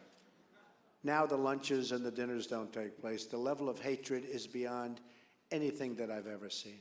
So they're obstructionists, but we're going to get health care done. We're going to get the tax scares done, the tax cuts. We have the biggest tax cut and great tax reform. We're going to get it done, but sadly, we're going to have to do it as Republicans because we won't get any Democrat votes, and that's a very, very sad, sad thing. I filled my administration and cabinet with people who share our priorities and who want to deliver for the American people.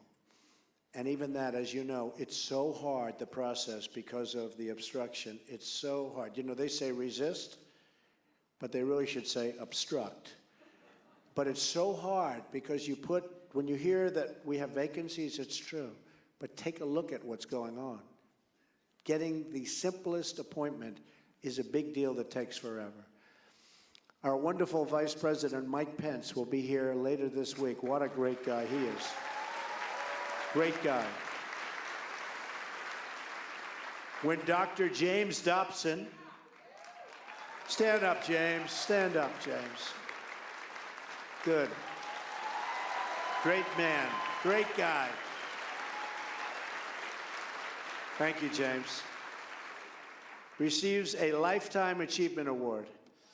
But today I also want to congratulate Dr. Dobson and his wife, Shirley, who was with me at the beginning of the campaign, right at the beginning of the campaign. And I called back, but she was substituting for James because he was so busy preaching. And I said, you know what, James, she may be better than you are. She was good. She was good. We had a good time, right? And I'll tell you what, the audience, they loved her. So in advance of that recognition, James, and for everything they've both done to keep the focus on the family, I just want to congratulate you. It's just so amazing. Thank you. Great, great people.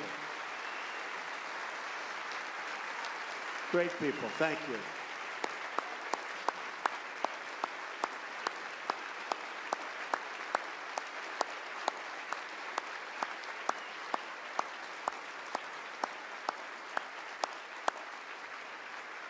Thank you. Thanks, Shirley. Thanks, James. Family is the foundation of American life, and we are proud to stand together with all of you to promote and protect family values. We're here today to celebrate two values that have always been linked together, and where Ralph, frankly, has done such a great job in linking them, faith and freedom. They're linked together because liberty comes from our Creator. Our rights are given to us by a divine authority, and no earthly force can ever take those rights away.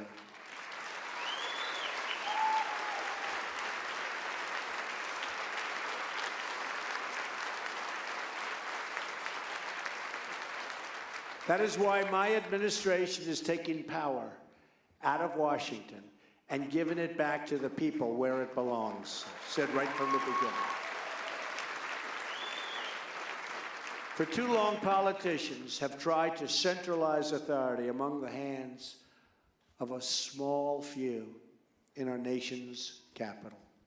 People are getting very rich. Bureaucrats think they can run over your lives, overrule your values, and tell you how to live. But we know that families and churches, not government officials, know best how to create a strong and loving community. We know that parents, not bureaucrats, know best how to raise children and create a thriving society. And above all else, we know this. In America, we don't worship government. We worship God. Right? We worship God.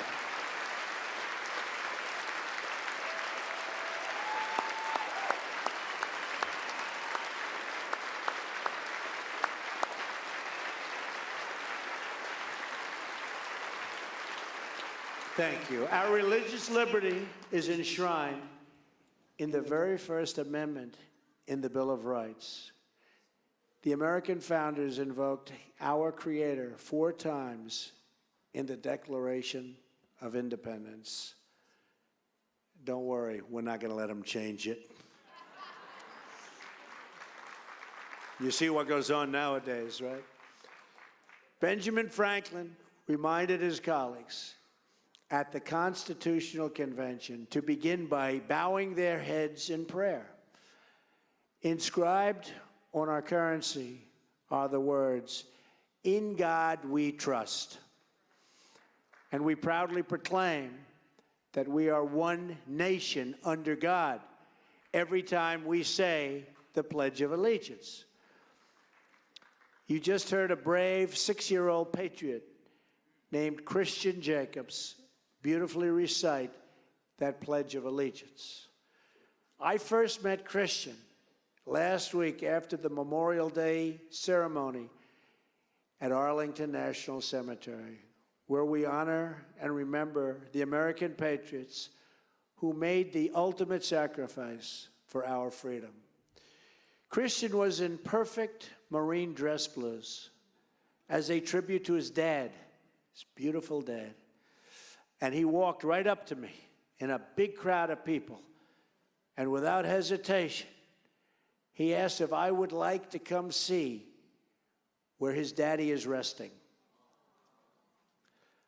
Next, he led me over to where Marine Sergeant Christopher Jacobs lies among his brothers and sisters in arms in Section 60, and showed me pictures of his fallen father, who is so great and so important to him. Not only does young Christian carry those photos, but he carries his father's love in his heart and his courage in his beautiful, beaming young face. With his mom, Brittany, by his side, terrific mother. I said, "Is your mother good or is she great?" He said, "She's great." I said, "You better say that." He looked me square in the eyes and gave me a firm handshake.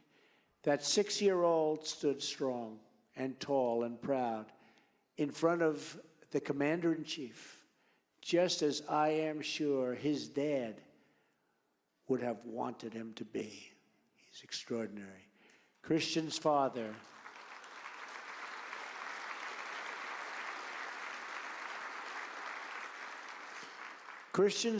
gave his life to defend our freedoms and our flag. Christian, your father was an American hero, and we are so proud of what you are doing every day to carry on his legacy.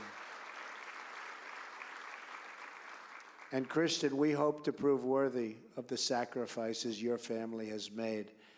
And believe me, we're going to work very hard to live up to your standard. Christian, stand up. Come on, Christian.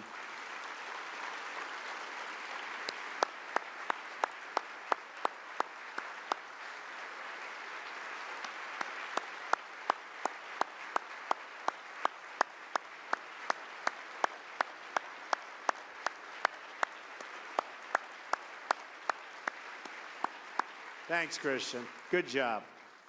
Good job. Special guy. Every day, our brave men and women in uniform are risking their lives to keep this country safe from murderous groups like ISIS, Al-Qaeda, and so many more. We must confront this evil that plagues humanity and eradicate it from our planet.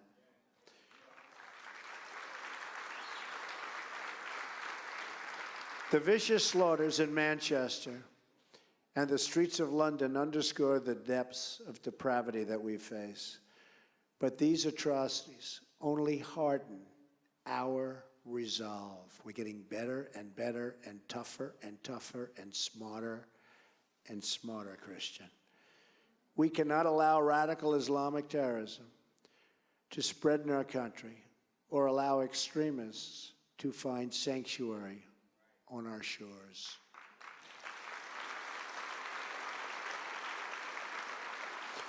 We will protect our country We will protect our families, and our ways of life will always be protected.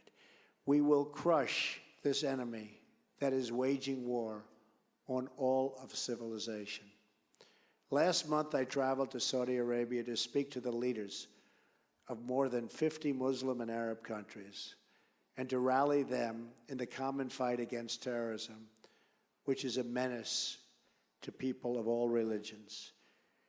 There can be no coexistence with this violence. I told these leaders that they must drive out this enemy from the face of the earth. Every child of God, no matter where they live, what language they speak, or what book they live by, deserves to be able to grow up in harmony, dignity, and peace. In that summit, the likes of which there has never been any summit like it. You've seen it, you watched it. We reached historic agreements to fight not only terrorism, but the wicked ideology that really drives it. I mean, it's just driving it. And to starve this enemy of the funds, the billions and billions and billions of dollars that's being poured out into the enemy. I think it was one of the great, great summits, and I think it's going to have a profound effect on terrorism.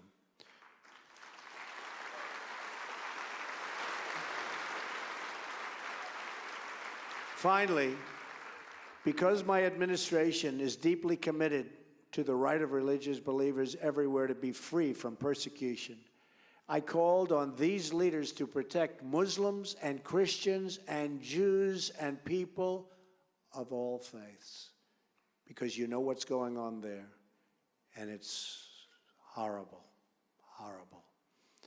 Terrorism is a threat, and it is a big threat, to religious liberty around the world, and all responsible nations must protect the right of people to live and worship according to their conscience.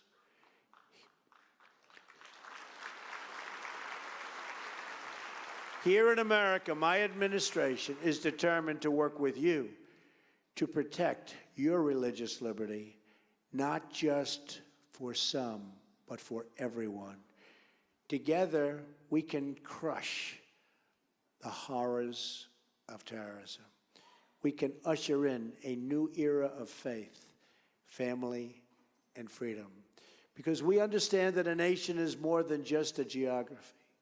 A nation is the sum of its citizens, their hopes, their dreams, their values, and their prayers. America is a land rich with history and culture and filled with people of courage, kindness, and strength. And though we have many stories that we all share at home, the one thing we do share is one beautiful destiny.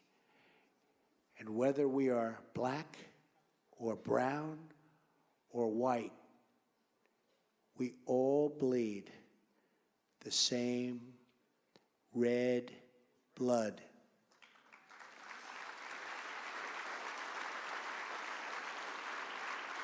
We all salute the same great American flag.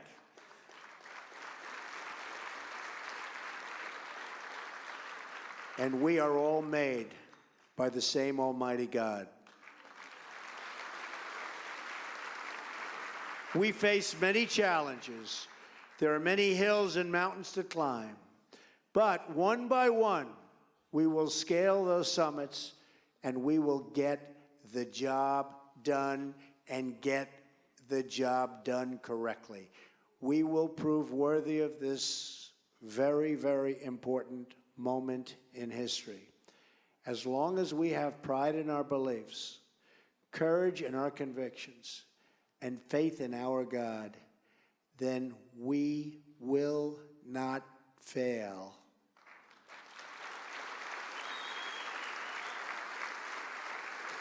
And as long as our country remains true to its values, loyal to its citizens, and devoted to its Creator, then our best days are yet to come.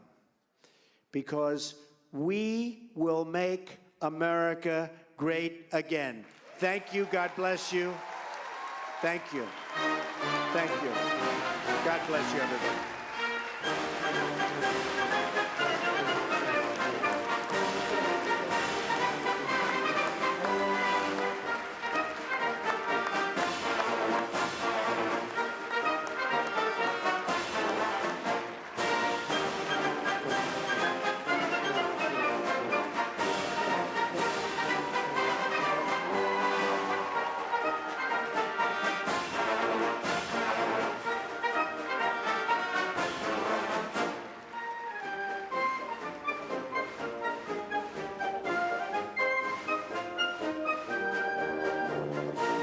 Ladies and gentlemen, please remain seated as the President exits the building. Thank you very much.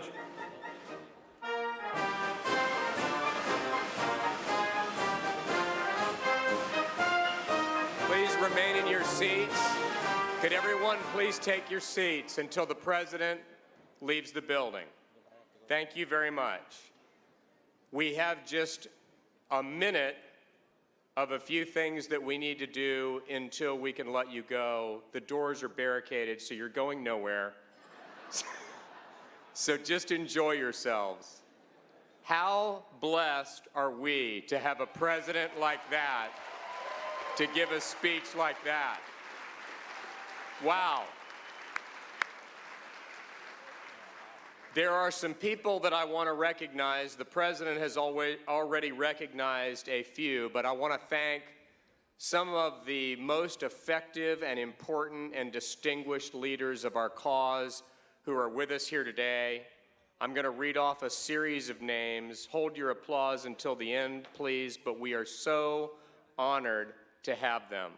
My dear friend John Hagee, pastor of Cornerstone Church in San Antonio and the president and founder of Christians United for Israel. Go ahead and applause. What the heck?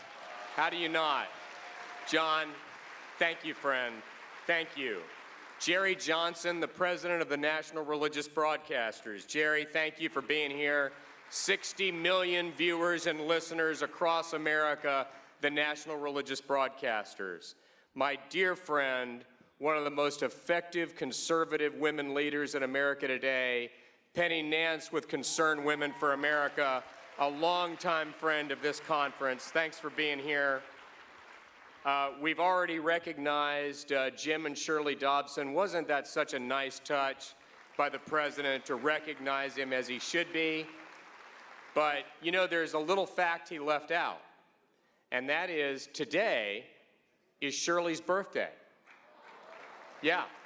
So, you know what we're going to do as the president leaves the building?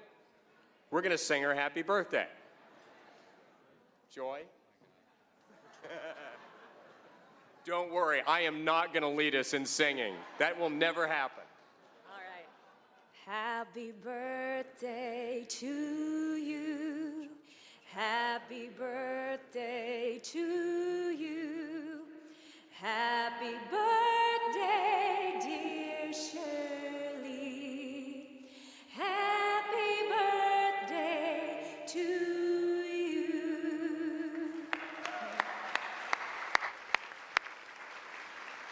By the way, a little tip, always a good idea to have a conference director who can also sing, because then whenever you need a song, you got it.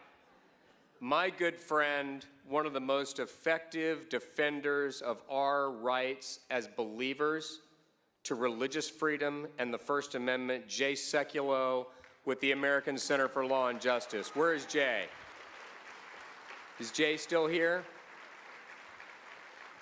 And then finally, I do want to thank Mother Assumpta Long with the Dominican Sisters of Mary and her colleagues, one of the great orders of nuns in America today. Thank you all for being here. There's no reason why the committee should not have those memos. Senator McCain said that there was a double standard perhaps between the way Director Comey treated then candidate Hillary Clinton versus the way versus President Trump. Do you agree that there is a double standard in the way that he treated them? I didn't follow that line of questioning very well, to be honest with you. I think they're different. I mean, no matter how one may feel about the email investigation, and I still have concerns about the way those emails were handled, that was an active investigation that went on during a period of time. It was opened, it was conducted and it was closed. This is an ongoing investigation. It has not, in fact, it just started. And so I think they're different, and we'll have to wait and see that. I don't have any concerns about the way it's being investigated. Every single person and everything we have seen shows that this matter, the broader issue of the Russian interference and whatever issues spin off from that, are all being fully investigated, and that's what the American people deserve. What do you specifically hope to have cleared up in closed session then? Well, it's obviously there are parts of that we can't discuss, and I'm curious to see which parts of the memo or which parts of his recollection with regards to this involve matters that are classified versus confidential.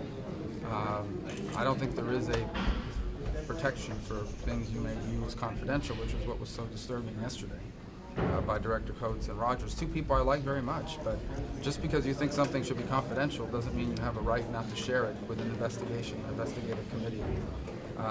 So we'll see. Obviously, there are details of the investigations and perhaps matters about the overall environment regarding the interaction between the director and the president that might be more insightful. Do you think the response to Russia for their meddling in the 2016 election has been adequate, and if not, what more should be done? Well, that's part of what really this. The most important thing we're going to do here, assuming that there's been no wrongdoing on the part of the executive branch, is tell the American people to what extent the Russians interfered, how they did it, so that we can A, respond, and B, be prepared for the next time. That really is the most important thing we're going to do here, assuming there is nothing that comes of these other elements of it, and that's part of the work we're doing now, and that's the part that we really need to know, because there's an election about a year and a half from now, and as you've heard from multiple witnesses, they're going to do it again, and they're doing it now all over the world. Senator, do you have any concerns about the Attorney General and whether he might be in legal jeopardy based on what you heard in there today? I don't know. I didn't hear anything today that pointed to that. His interactions with James Comey, his potential recusal from all of this investigation, questions about whether he conducted himself appropriately. Yeah, I don't know the answer to that. And if in fact, probably the appropriate committee to oversee that would be judiciary, because that's who he responds to. But I don't know. I haven't thought about it. I didn't hear anything off the top of my head today that triggered that notion, but I don't know. I don't want to tell you no. I don't recall. I really was focused in on. So obviously, in these committees, there's no point in me asking the same question other people asked. And so the fundamental question I had was, did you feel at any time like you were going to be fired unless you did these three things? And that question had been asked by a number of people. The second thing I wanted to make sure was, did the president ask you not to conduct the Russia investigation? He had made clear in his written testimony that he didn't, and I thought it was fair to the president and to the truth that fact be out there that the president did not. The third thing is that Flynn meeting, was that the only time he brought it up, or had it was something he was repeatedly doing? He cleared that up. It was the only time he had done it. And then, I thought it was important right before me when Senator Risch asked the question about I hope you get rid of the investigation, his perception of it was that it was a demand. And when you put that together with the ask of loyalty